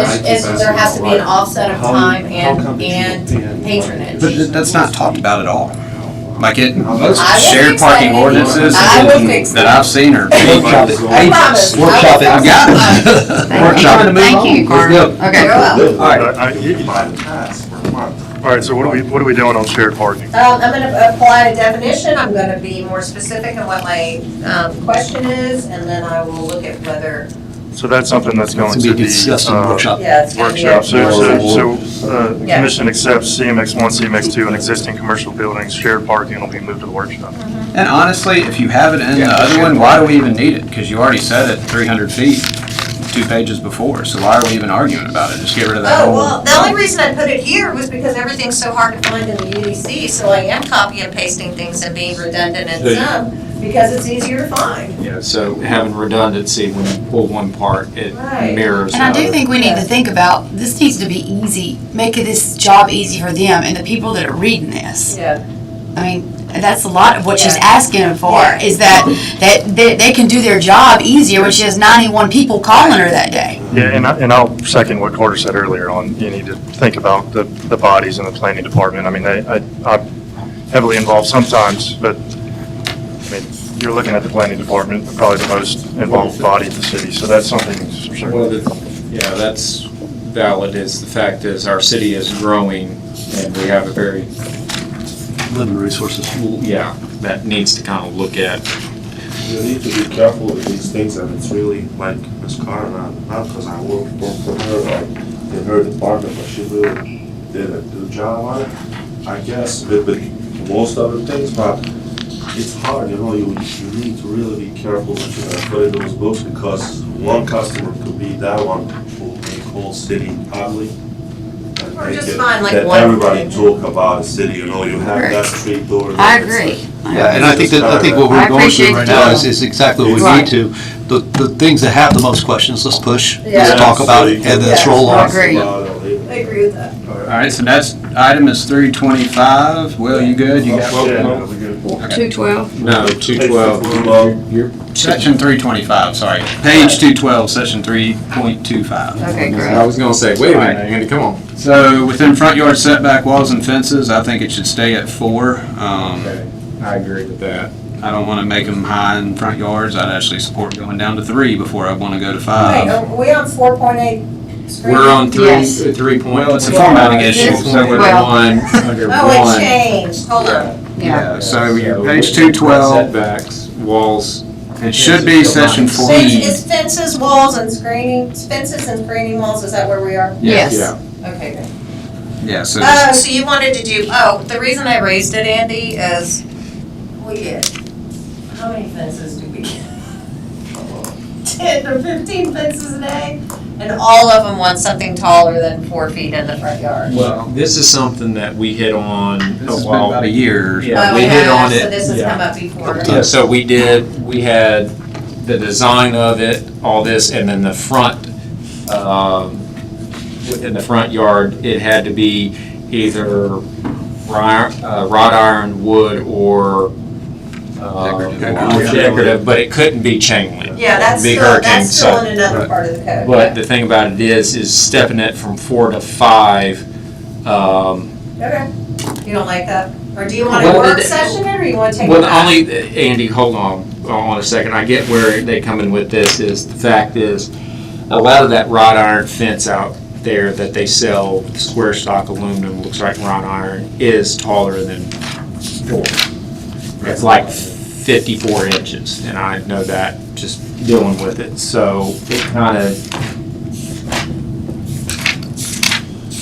What also might be for work session is this actually question with the fences.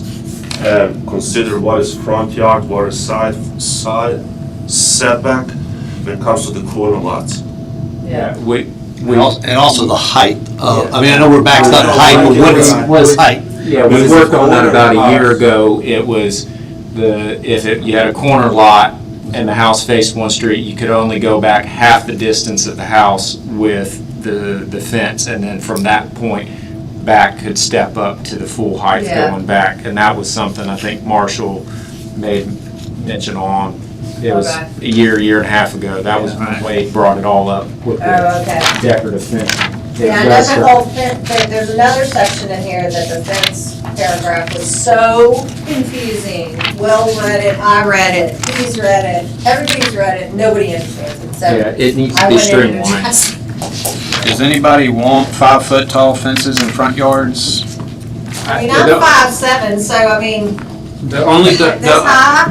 You were just peering over the top. I Kill it. just, look, I Is just my would head 7 say, inches? That's I not live that at tall to 4. me.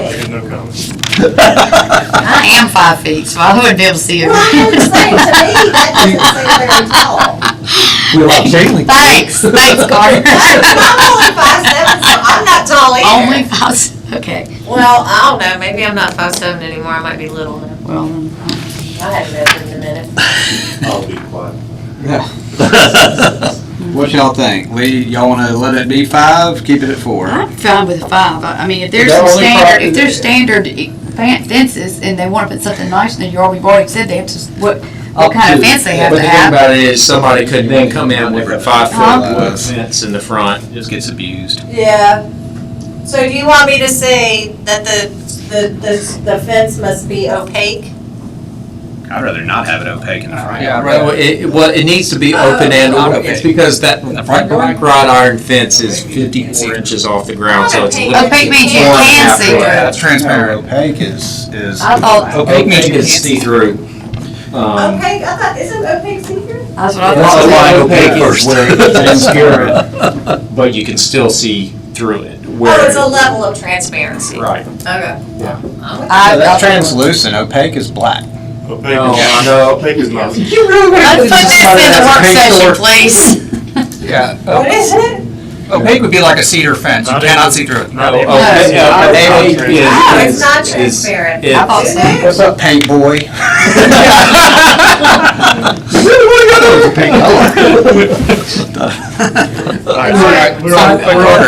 You said you've been getting a lot of requests for. I'll tell you what my requests entail. They want something in their front yard that's a little bit taller than 4 feet, because if there's a large dog, they don't want to be able to jump over the fence and poop in their yard. Hey, I'm gonna set this at a pace. They want dogs out of their yard. All right. So let's just do this out. Split it, do 4.5? Yep, that's where I'm. 4.5, perfect. Everybody good with 4.5? Yeah. Yeah, we got a big. 54 inches. That gives you.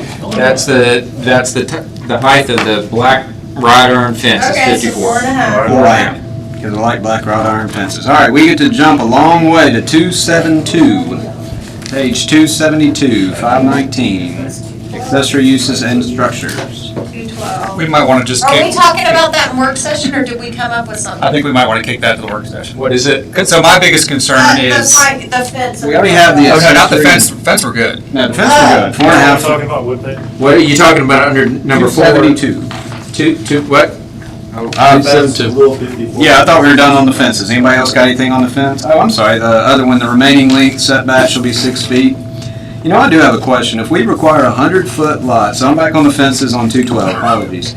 If we have a 100-foot R1 requirement, and then we can only have fences over 80 feet long, that just seems asinine, right? Shouldn't we let them have 100 feet of fence before we make them do something? Well, I gotta have a 6-foot jog in my fence just because I had to build a really big lot in Ocean Springs. I just think So- that they're so just what- trying to so take it salt out and walls just and fishes. arbitrarily assign that number. I don't know why 80. I think the intent is to avoid one of those like 200-foot long Correct. cedar fences that just. Well, That's industrial. There is a section that we need to kind of skim through that does go under that point where it goes from your front to side to step up to back. You mean the transition from Yeah. 5 to 6 to That's just- 8? Talking about like a horizontal bird's eye view, I can't have a rear fence that's a straight line across my rear property line in an R1 area. I can just tell you that most of the time people really aren't following this. How about we just make that 100 feet, that way the R1. They'll start following us. I don't know. What do y'all think? Over 80 feet shall have no more than 50% of the length of the continuous line. That's a hard one to say right there, because there's straight lines and all, I mean. Andy? He said move it to 100 feet. Well, the 100 feet Well, still, I but mean, 100 there's properties, I mean, how. It's all about aesthetics. Well, what about saying except rear yards? Because I mean, I get it for side yards, certainly in front yards, but like, what if I want a rear yard? I mean, let me have my rear yard be a straight line. That's fine. I don't think it's trying to say that you can't be a straight line. That's not how I interpreted it. I interpreted it, well, you can be a straight line.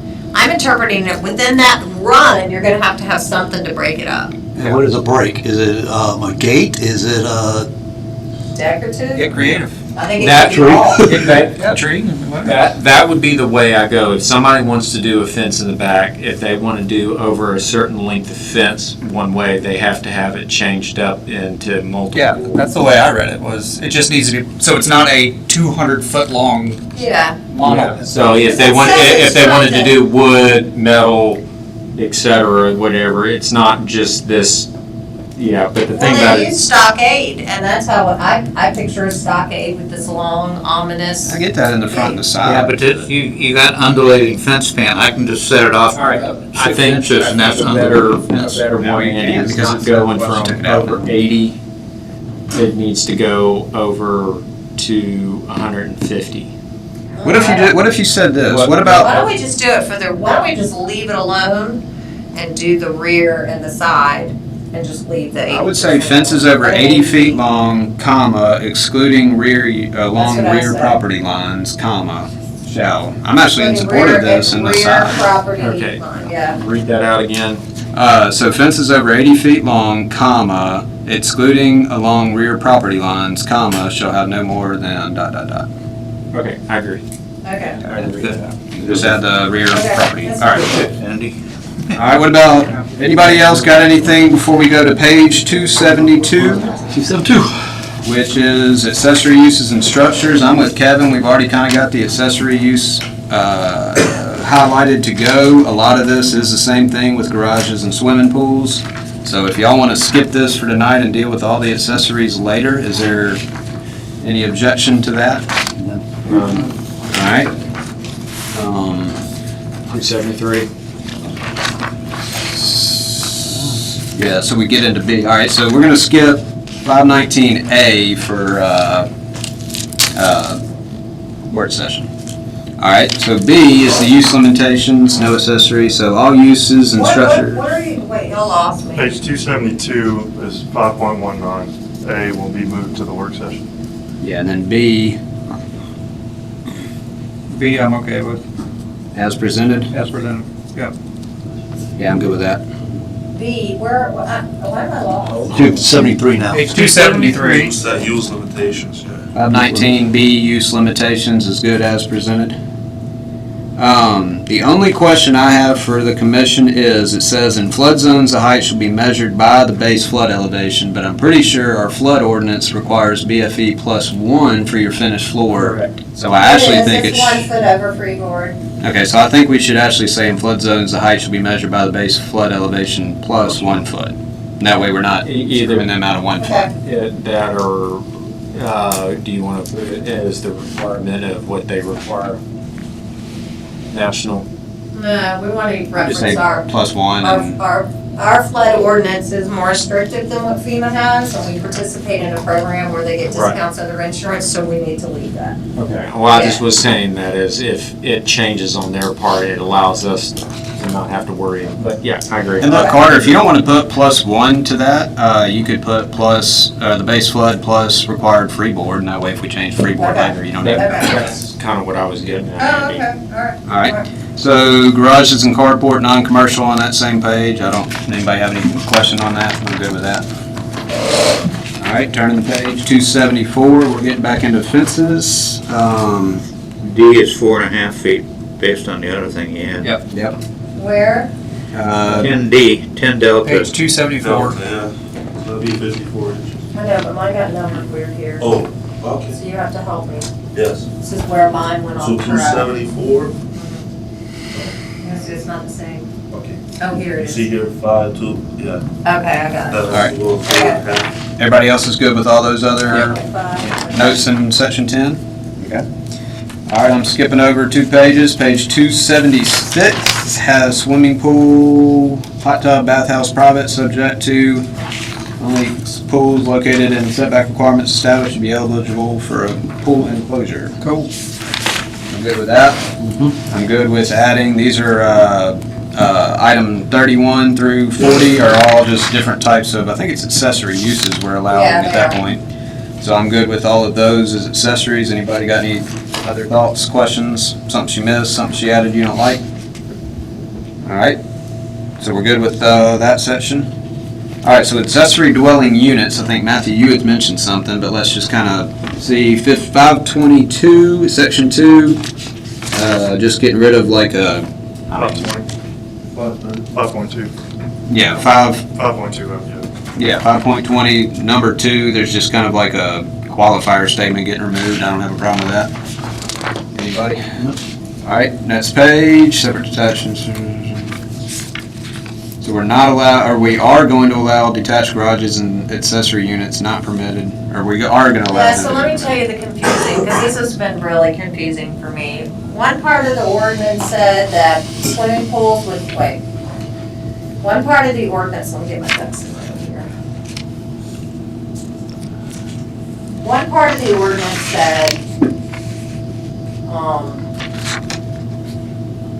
the accessory structures, what my thought process was on this. So repeat what you just said, Andy, so my Well, memory. I think maybe what's confusing you is we're actually under accessory dwelling units in detached buildings. So we're not talking about the structure so much as a dwelling unit structure.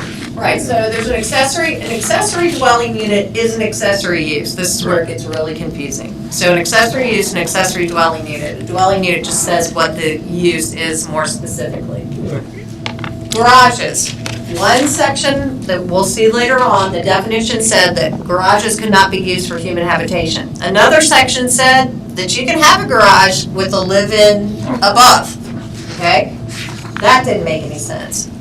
Then it said, so I was like, well, if you're gonna have a garage, why wouldn't you be able to have an apartment in the space above the garage? Why not? I mean, what's the big deal? But I agree, it was conflicting, or 3 or 4 different places that said 3 or 4 different things. So I'm like, I have to pick something and figure it out. To me, having a garage apartment is not the issue. But the accessory dwelling unit section, where they talked about the property and the principal dwelling and all that kind of stuff, further down that I'm sure we'll talk about, that's what didn't make sense to me.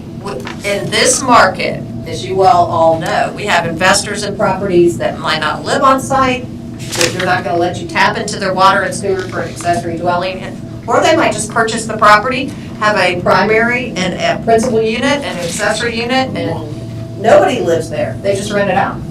So I just felt like, doesn't make Okay, sense. So going back up to the top of the page, 278, can be a detached building at the rear of the property. Why are we saying it can only be in the rear? Because that goes back to what do you consider the front of your house? What do you consider the back of your house? Which one are you at, Kevin? I'm on 278 all the way up at the top. Dwelling unit shall not contain more than 2 bedrooms and then a separate location, so accessories may units created. Yeah, but the adding of accessory structures can be a detached building at the rear of the property. Why are we specifying it can only be in the rear? That needs to be striked out on there. Accessory to be built in, because Those are the sheds, that was, you don't well, want I shed put that in there front of the because we talked about it previously. If that's the case, then that's in the wrong place because that's under the accessory dwelling units in detached buildings subheading. No, it's not, I'm sorry. Yeah, but Nope, I'm kidding. it It's goes, under- but it's under accessory to what you dwelling. consider the front and what do you consider the This is back. still a work session. Yeah. So that goes back to page 151, Okay, or 154. okay, thank you. Thank you, Ken. Just in terms of the strike through and the add-on on under C, we'll just move those both to a work session. Yeah. 270. My question to you is, this is a question that I've been asked a bunch on a accessory dwelling garage or a apartment with a detached dwelling. Some people are understanding that they have to attach it to the main structure of their residence. Yeah, so we've had a lot of confusion about that. I just want clarity, so. I'll give it to you. You want it? Yes, I would. So an accessory structure does not mean that it is just detached from the principal structure or use. An accessory use or an accessory use to any property is ancillary to the principal use. So if you think about the principal use as a house, then the garage is ancillary. If you think of the principal use as a gas station, then the pumps are ancillary. So an accessory, everybody thinks if I attach it, it's no longer an accessory structure. That's not our definition of an accessory structure, and it covers it in here. But, okay, that's good. But if somebody, hypothetically, I got house, put a garage with an apartment above it, do I need to have a breezeway attaching those two? No. Okay. And it's not gonna make a difference, and people do that That's- because they're like, then it becomes part of the principal structure. So we've had these debates in my office multiple times. It's the use. Yeah, How does that- the use play with the principal use? I agree with that, I Yeah. wanted some, No, I agree. I just ran across it the other day, Matthew. Okay. I totally agree. so, that's all I just. It's an We had the, unpopular short-term stance. rental is what came But up that with is, whether you're in Just like that. Mississippi, Yeah. Alabama, Georgia, New York, that is the definition of an accessory structure in urban planning, is it is an ancillary to the principal use. or structure. Okay. That's it. Yes. Thank you. So item F is occupancy. This is still talking about accessory dwelling units, and item 2. And there was a lot, just so you guys know, this was a hard section for me because it was a lot wrong. And, I agree with getting rid of this part, both of those sections. I'm good getting rid of those 2. I don't think we should require 2 parking spaces for an accessory. I think that should be 1. what if you got 2 people in there, Andy? Well, then what if you got 4 people in a house that only requires 2? In an accessory dwelling shall not comply with the occupancy standards of the building code. The accessory building shall have a 2 parking The spaces, minimum shall have parking for 2. any structure is 2. I think it should only be 1. I think we're, because then I would have to have 4 dedicated parking spots for my house. All right, well. No, but look, let's just, let's Yeah, I just say. would. I'd have to have 2 for my house and 2 for that. That's 4. All right. Just let's do a hypothetical. There's property downtown right now, it's got an accessory dwelling to it. It's only got 1 parking spot in front of it. Where are they gonna get the second parking spot? I'm giving, this grandfathered in, but 2 for the primary residence plus 1 for the accessory, so you'd have to have 3 if you have an apartment garage, not 4. I understand where Then I'll have to Carter's take- coming in with the 2 necessary. I think what needs to have in there is accessory buildings, units shall have 2 parking spaces that could be the primary parking spaces to the house can also, might get me wrong on this, but your 2 main primary could be used as in conjunction with the accessory dwelling too. If that was the case, I'd say, Yeah. hell yeah. But I don't think that's what it No, says. it is. So you can have, So if you got a dwelling in the back and you've got that house, So you long have to have 2 spots. So long as you. No. You have to have so 4 I was spots. saying.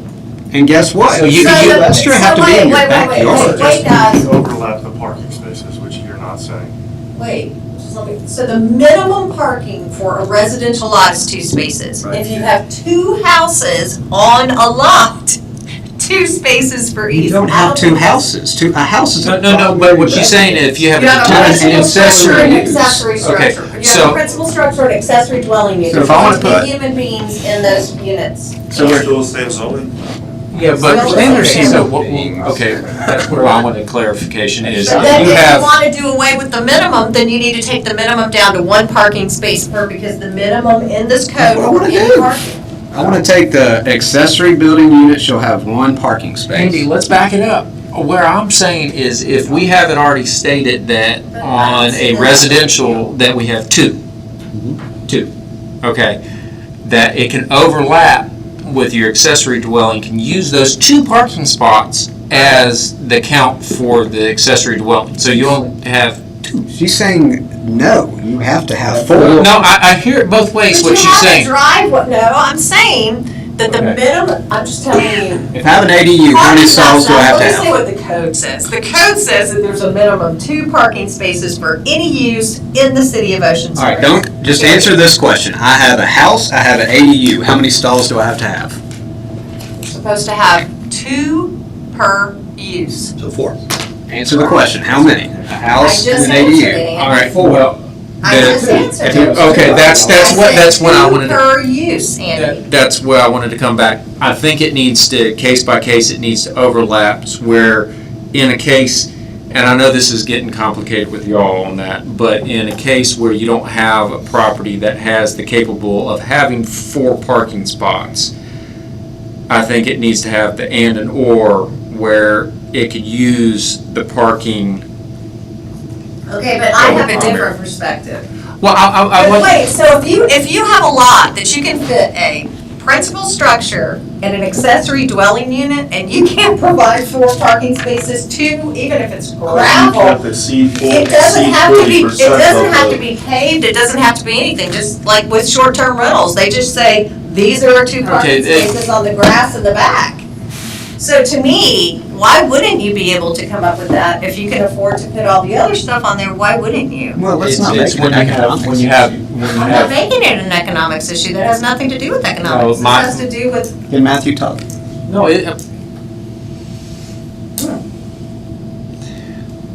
my thing is, we have a lot of narrow lots that have accessory dwellings behind them. Then you're limited to the parking that is in the front of the property.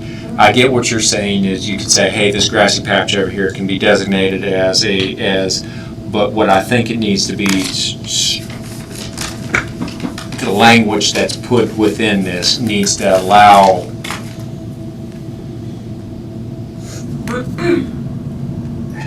I think this is a work session.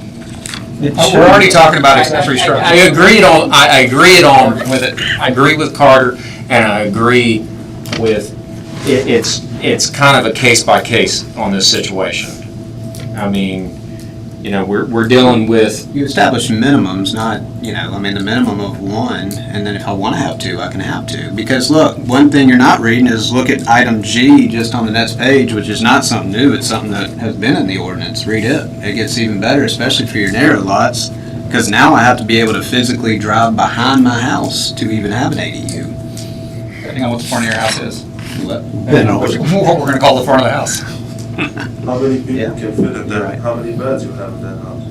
You what? Well, the thing about it is Well, an ADU is limited. most accessory dwellings on people's properties within Ocean Springs are 1 bedroom, 1 bath. Right. There's a percentage requirement. So let me answer your question. The ordinance says that my ADU cannot be more than 50% of my house. Correct. So why would my parking requirement not be the same ratio? All right. Why do I have 100%? I get We're the getting angle back that to you're the minutes. going So what in. we're really talking about is not an ADU. What we're really talking about is the minimum parking requirement for the city of Ocean Springs. I'm not talking about that. I'm talking about the minimum parking requirement of 2 parking spaces for an ADU. Right. The minimum parking for the city of Ocean Springs is 2 spaces per use. Can it So say we're really talking when about space the is parking out- for the city of Ocean Springs. I don't think it says that anywhere. Space is applicable, that it's required of that. You get what I'm saying, Andy? Say it again, I'm Andy. sorry. Say when you have the space available, when it's applicable to have the parking requirement for a detached dwelling, it's provided. But if you do not have the availability, you have an alternate option. But why are we damning people that have big lots and letting people with small lots get away with something we're not letting everybody get away with? Well, I'm sorry if somebody's got a 5-acre plotted piece of property, then they have the parking all out the yin-yang. I agree, put it in the work session. Well, I think we have to. I don't like it. I think we need to look at the other section on the general residential, like you say, just make sure these are 2 uniform between the 2. Also, I'd say for the work session too, I don't think it should be, whatever the minimum number is, it should be at least 2 or at least 1. It shouldn't be shall be 2. If someone wants 3 or 5 or whatever. Yeah, that's a good point. That's a real good point. Well, that's what I was trying to get at, is it gives you flexibility in either direction. You need to have parking available, but you need to be able to have it in either direction. All right, I'll mark, 35%.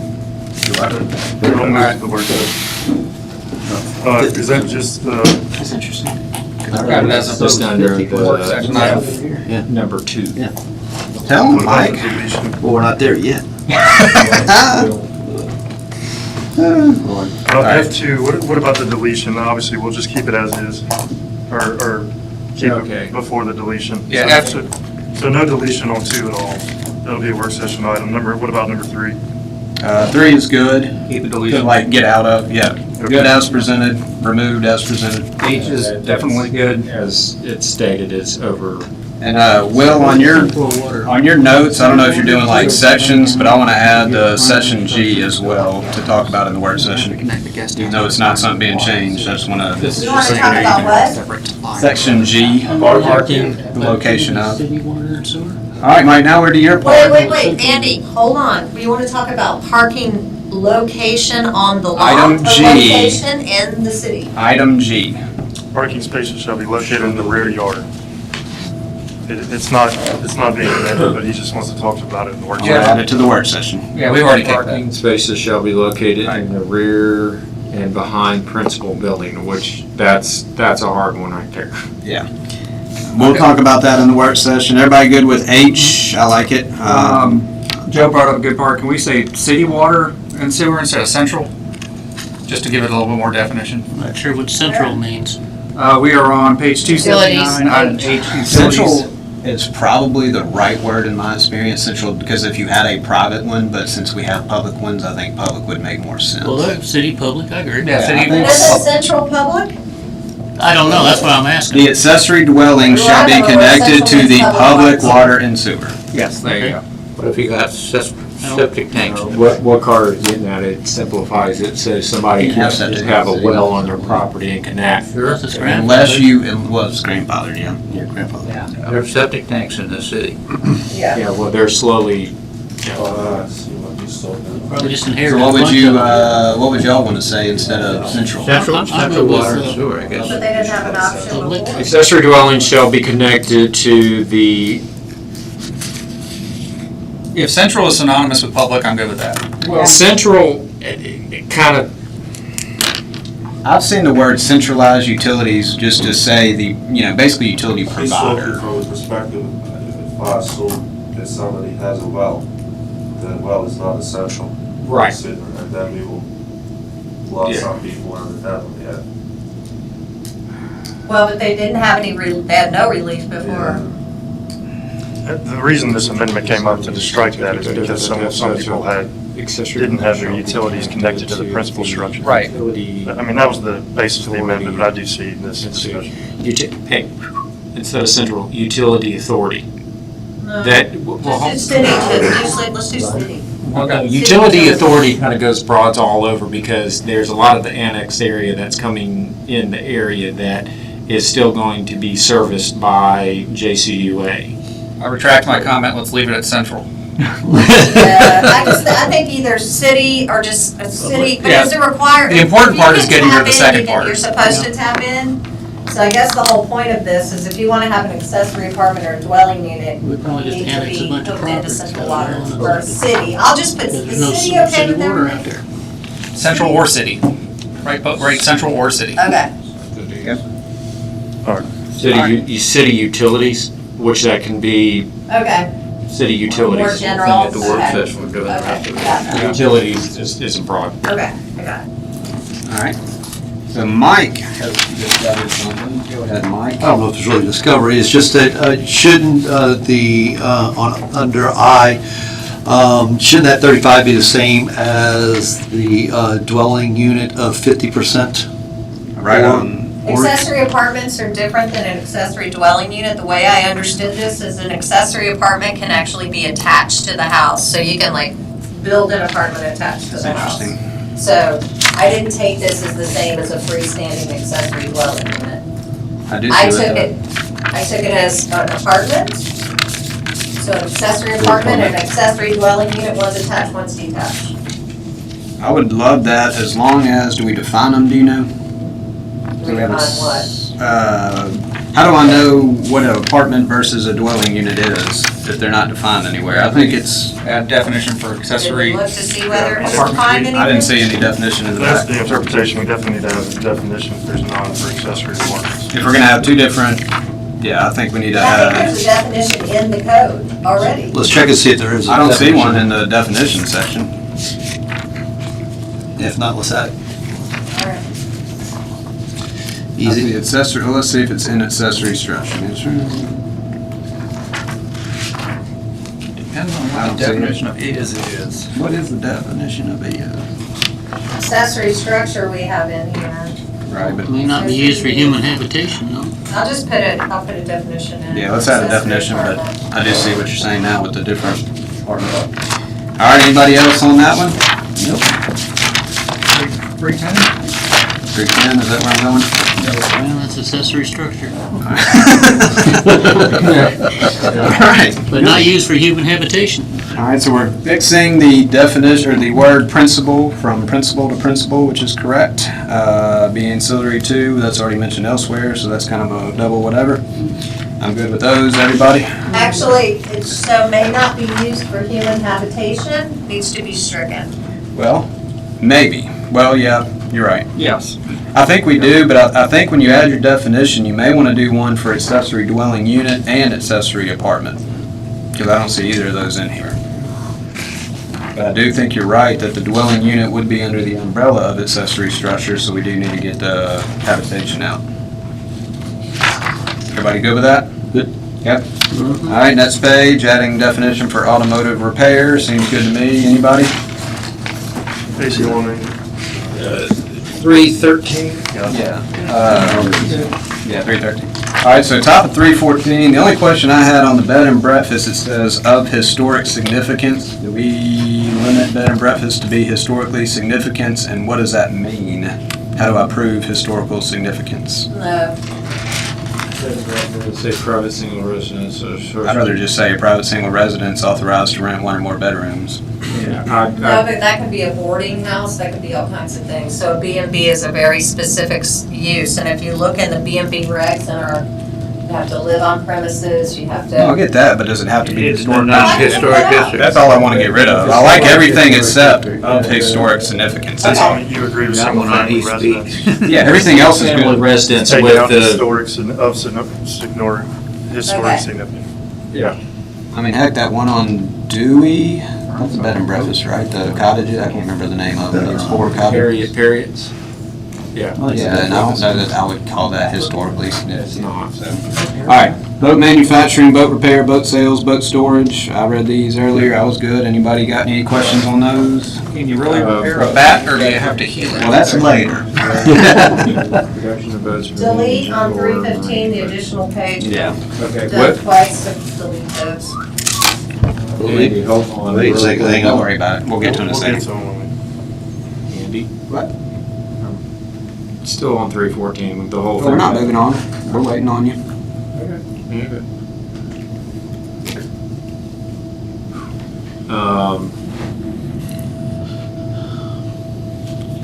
What's the whole reason for wanting to kind of just strike this with the whole boat manufacturing, repairs, sales, and storage? What's, Because I put it twice on this, I put it under building line on 315. We're not there yet, Matt. It got confused. The issue got confused when that was said. Don't worry about that. 314, I recommend we keep intact as is. 315, we'll talk about in a second. Are you good with the definitions on 314?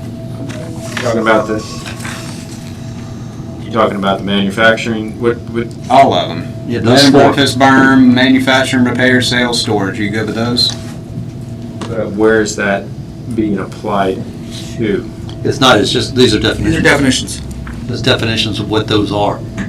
I know, but, okay. So we have a definition section just for all the uses. But they're not getting limited to just one area, it's broad for CMX1. This is a broad definition for the Yeah, whole This is code. the definition section of the entire UDC. Right, but I just want to make sure it's not getting narrowed down to, okay. All right, brew pub, I was good with. Anybody?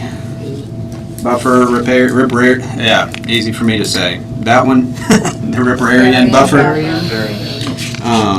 Anybody got any questions? So here's what we were talking about, Matthew, at the bottom, the boat manufacturing and the boat repair and the boat sales and boat Bat storage. repair, you repairing bats or? That The whole repair. thing. B8. So those would be out. Those will all be struck through.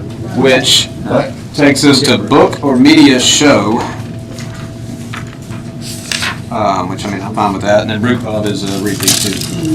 But the book or media show, I don't know why we need that definition, that's a weird one for me, but I'm good with it. Which one is that? Book or media show. 316. Oh, I don't know, I was just grabbing stuff. As I read the code, if I saw something that needed a definition, I grabbed Actually, it. is that supposed to be show or store?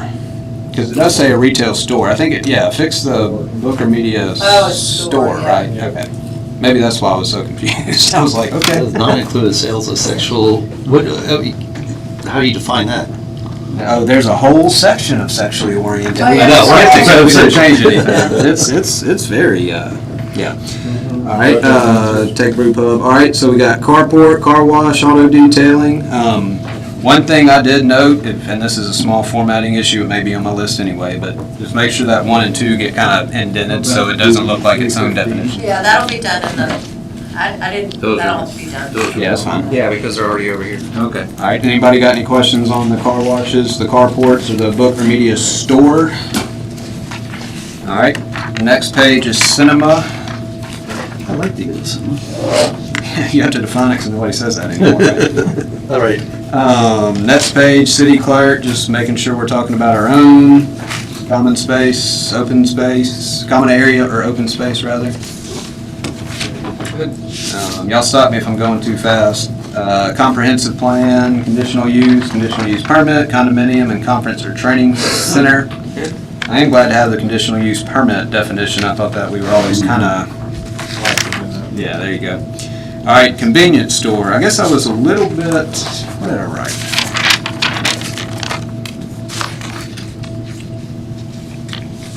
I see something I need to strike. Under convenience store, y'all, we need to strike where it says gasoline is not offered, that needs to be stricken. Okay, that's what I was confused about, because Yeah. you said it wasn't, but then the next one This one says- was a, no, like, I guess I'm confused on this. Is it two different definitions or not? It is. It is two different, Yeah, So can a convenience store not sell gas? Yep. You can have a convenience store that sells gas or not. Right. I've seen both. Yeah, no, I agree with that. So, I don't know. I mean, how do you guys want to handle well, it? that's interesting. So, but you want it to be convenience store for both of those? No, we can take one of the definitions out. Okay, and just make it all, I'm fine with the gas, huh?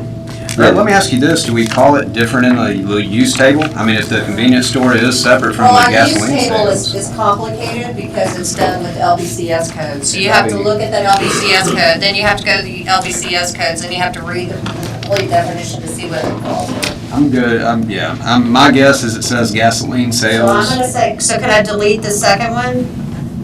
No, I think we should allow, The second one and delete the first I one? think we should just merge the two. yeah. We can combine the two into Okay, I'll one. merge. but the question would be, do we allow gas sales at convenience store or not?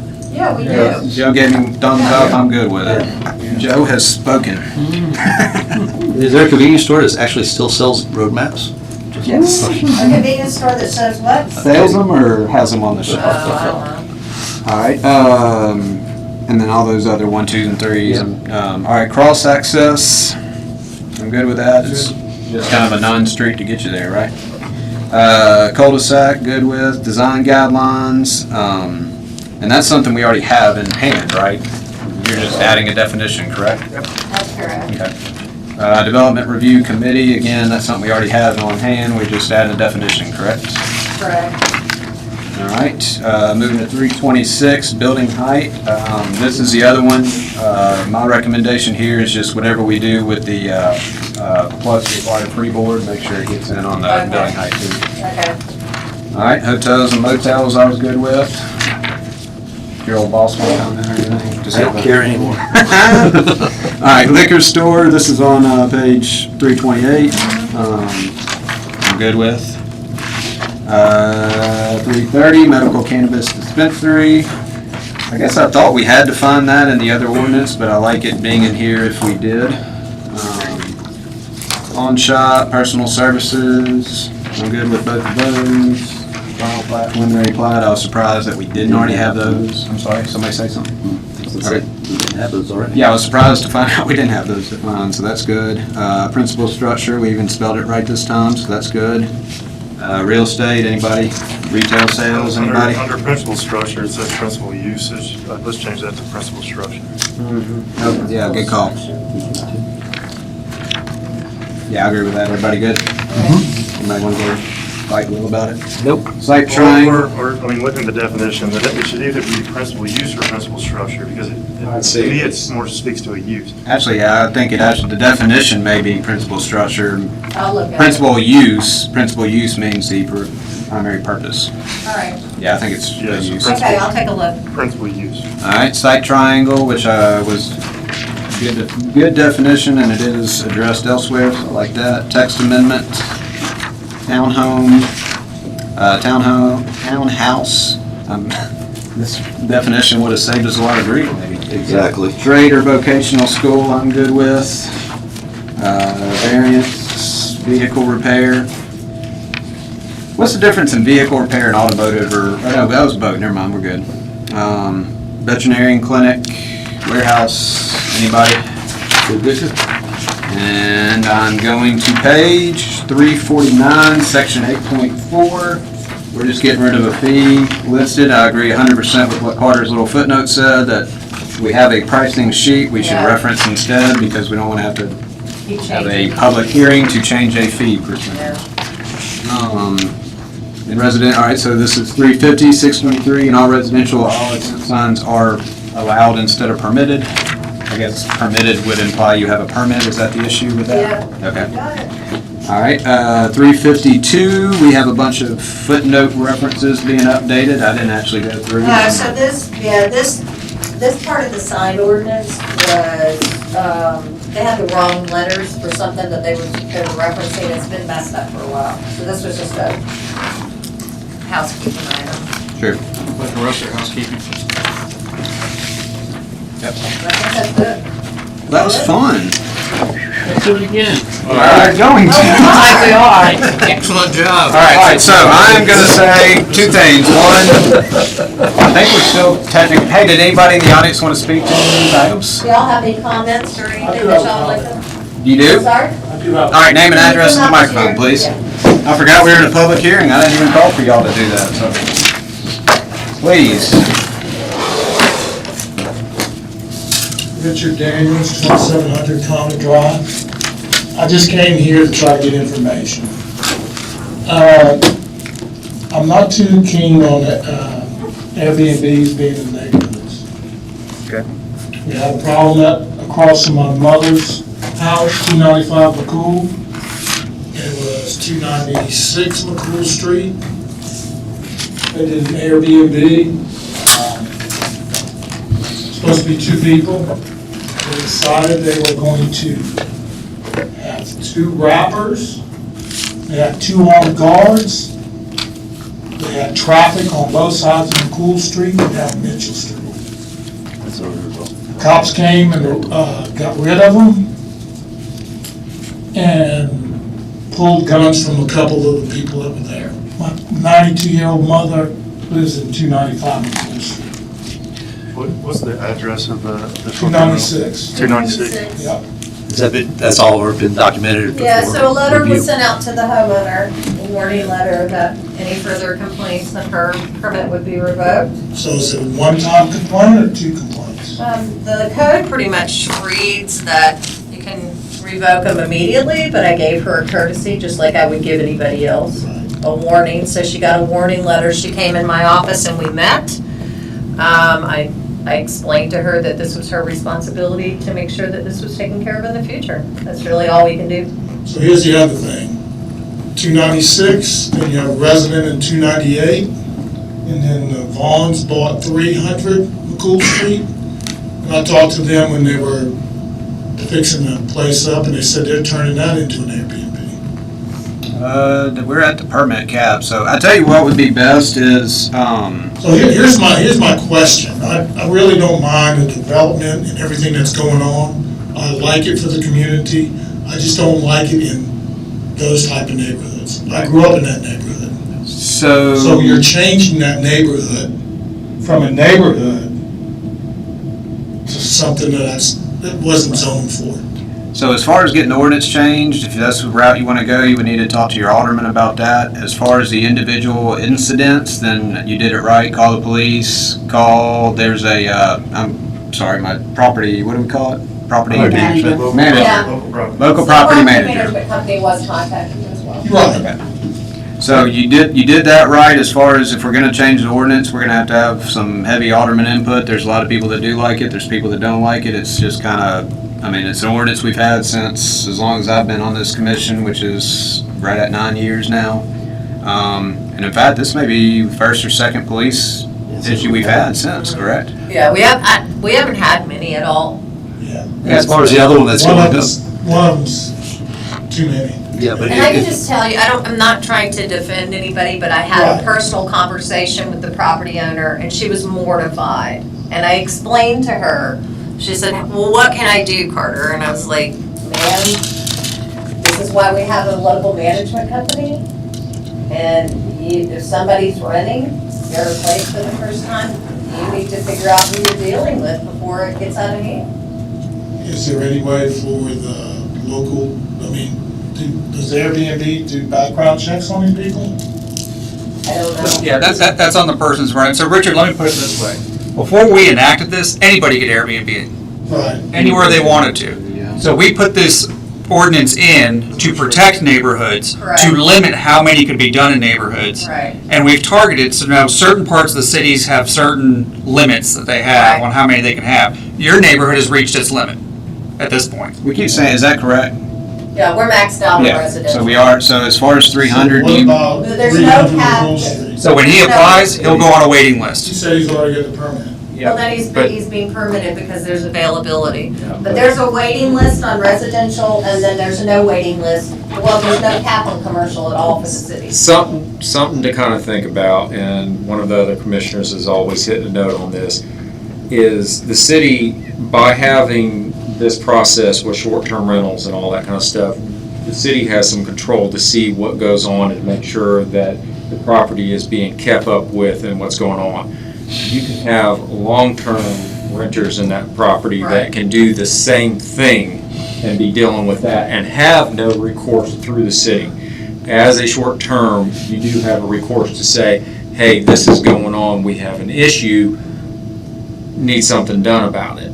But as the city is looking at whole, the cap is reached at that point and there will be no more issue.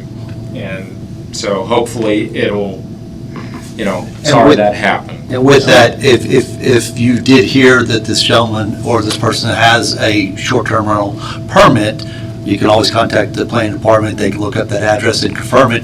If they're operating without a permit, it will be shut down.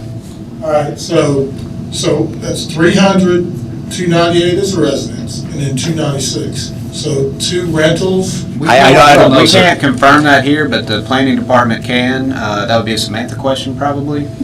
You can come to me. Okay. Yeah, call them tomorrow, and they can tell you if those are or aren't permitted. We don't have the So list. I They don't do. mind the commercial, if we're gonna use downtown as your residential, and it's gonna be Airbnb, once you start going into neighborhoods, guess what you do? When that house becomes an Airbnb, and we're building all this stuff for younger people to come to our cities, they have no place to buy a house, because we're taking the neighborhoods and we're taking Airbnbs out. You have nobody going to the school, school numbers are gonna go down. So the neighborhood's no longer a neighborhood. I don't mind people making money on Airbnbs, make it downtown. Just don't go into these neighborhoods. And that's why we put limits on them. It shouldn't have been any of them.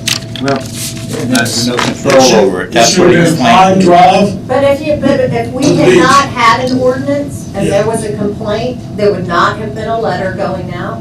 The police would have been cited for disturbing the peace. I would not have been able to revoke their permit because there would have been no permit to revoke.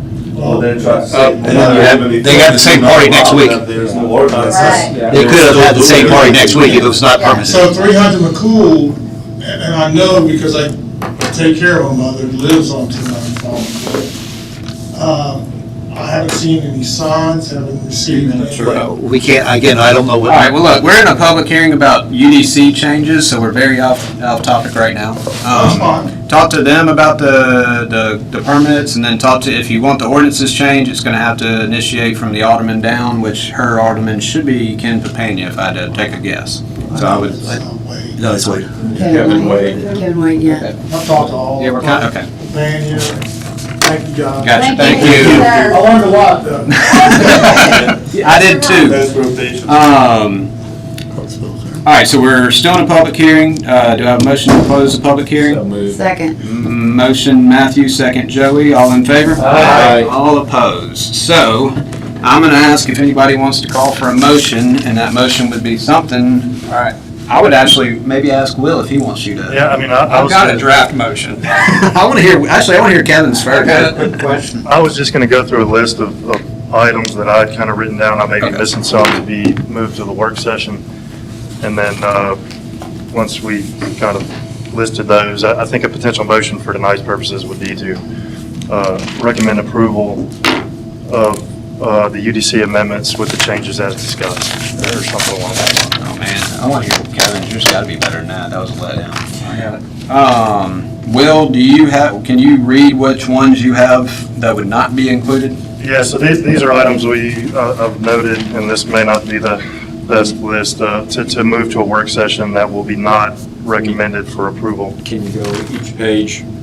I can't say that I've written pages on all of them. I've got the topics written all down. I wrote For each lots one. of pages on it. I've got starting page 151, 3.7116D. That was dealing with the 3 feet setback. I've got that. Next one was the shared, I'm not sure of the page, the shared parking definition will be moved to the workshop. Yep. That was on the table.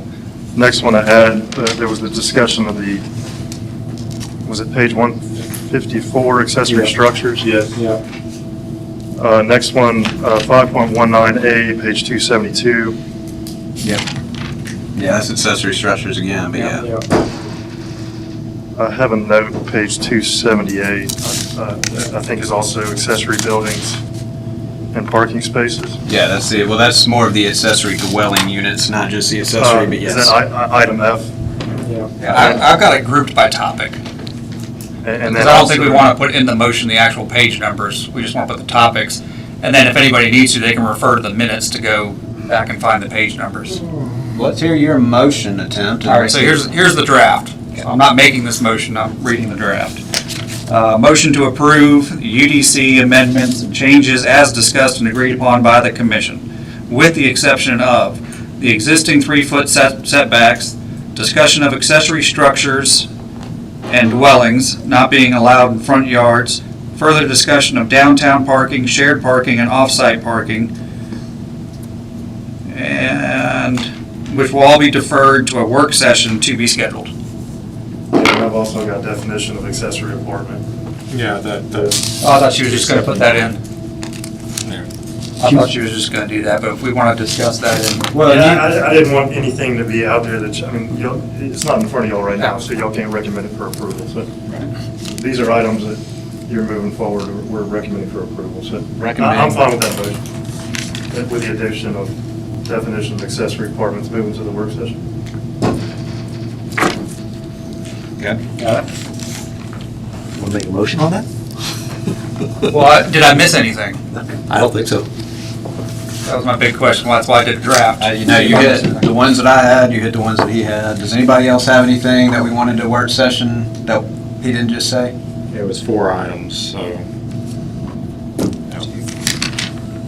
I've got 5. Well, it added the, it's 5, but one of them It was is. the same thing. Yeah. All right. I second your draft motion. All right. Make a motion to approve the UDC amendment changes as discussed and agreed upon by the commission, with the exception of the discussion of existing 3-foot setbacks, discussion of accessory structures and dwellings not being allowed in front yards, further discussion on downtown parking, shared and off-site parking, and the definition of an accessory apartment, which will all be deferred to a work session to be scheduled. I'm good with Okay. Second. Motion by Kevin that I'm not going to try to repeat, but he's approving it minus our comments, and second by Marshall. Do I have, all in favor? Aye. All opposed? All right, general public comment. You have anything you'd like to say? We're down to, and then there was one. Motion to adjourn. Well, we're not there. Oh, dang it. Commissioner forum, any commissioners got anything to say? Because I do. I have one question.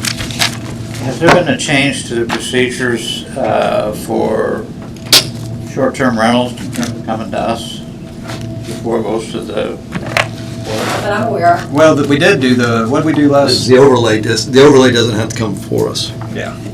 But Well, the commercial. Commercials will come. What Marshall's mentioning is I've gotten a phone call, somebody asked about the city wanting to streamline it where the SDR is not coming before the planning commission and just be passed through the planning department. Let's go discuss. For now, the only difference is that the overlay, it is the overlay district, right? It's not coming to us, but it will still be noticed to all the residents. Right. That's what we agreed on last time. Yeah, but the residential areas still come through us. I don't think overlays require notification.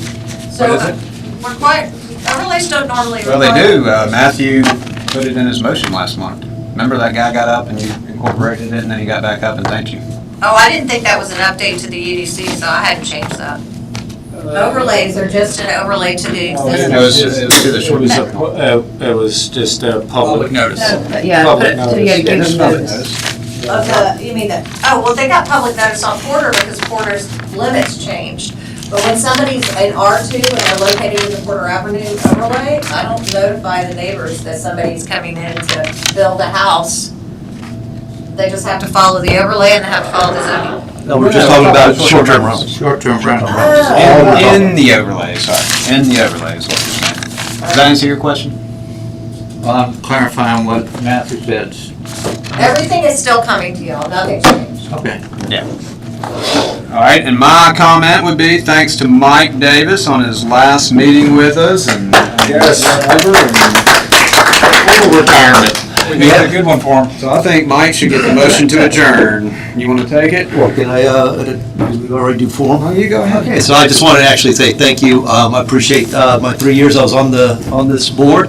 I learned a lot. More than I wanted to. But I'm so pleased that I actually did it, and I do encourage more people like John sitting out in the audience here who has this interest in joining the Planning Commission. I hope that more people come forth and do it, and all the committees here in Ocean Springs.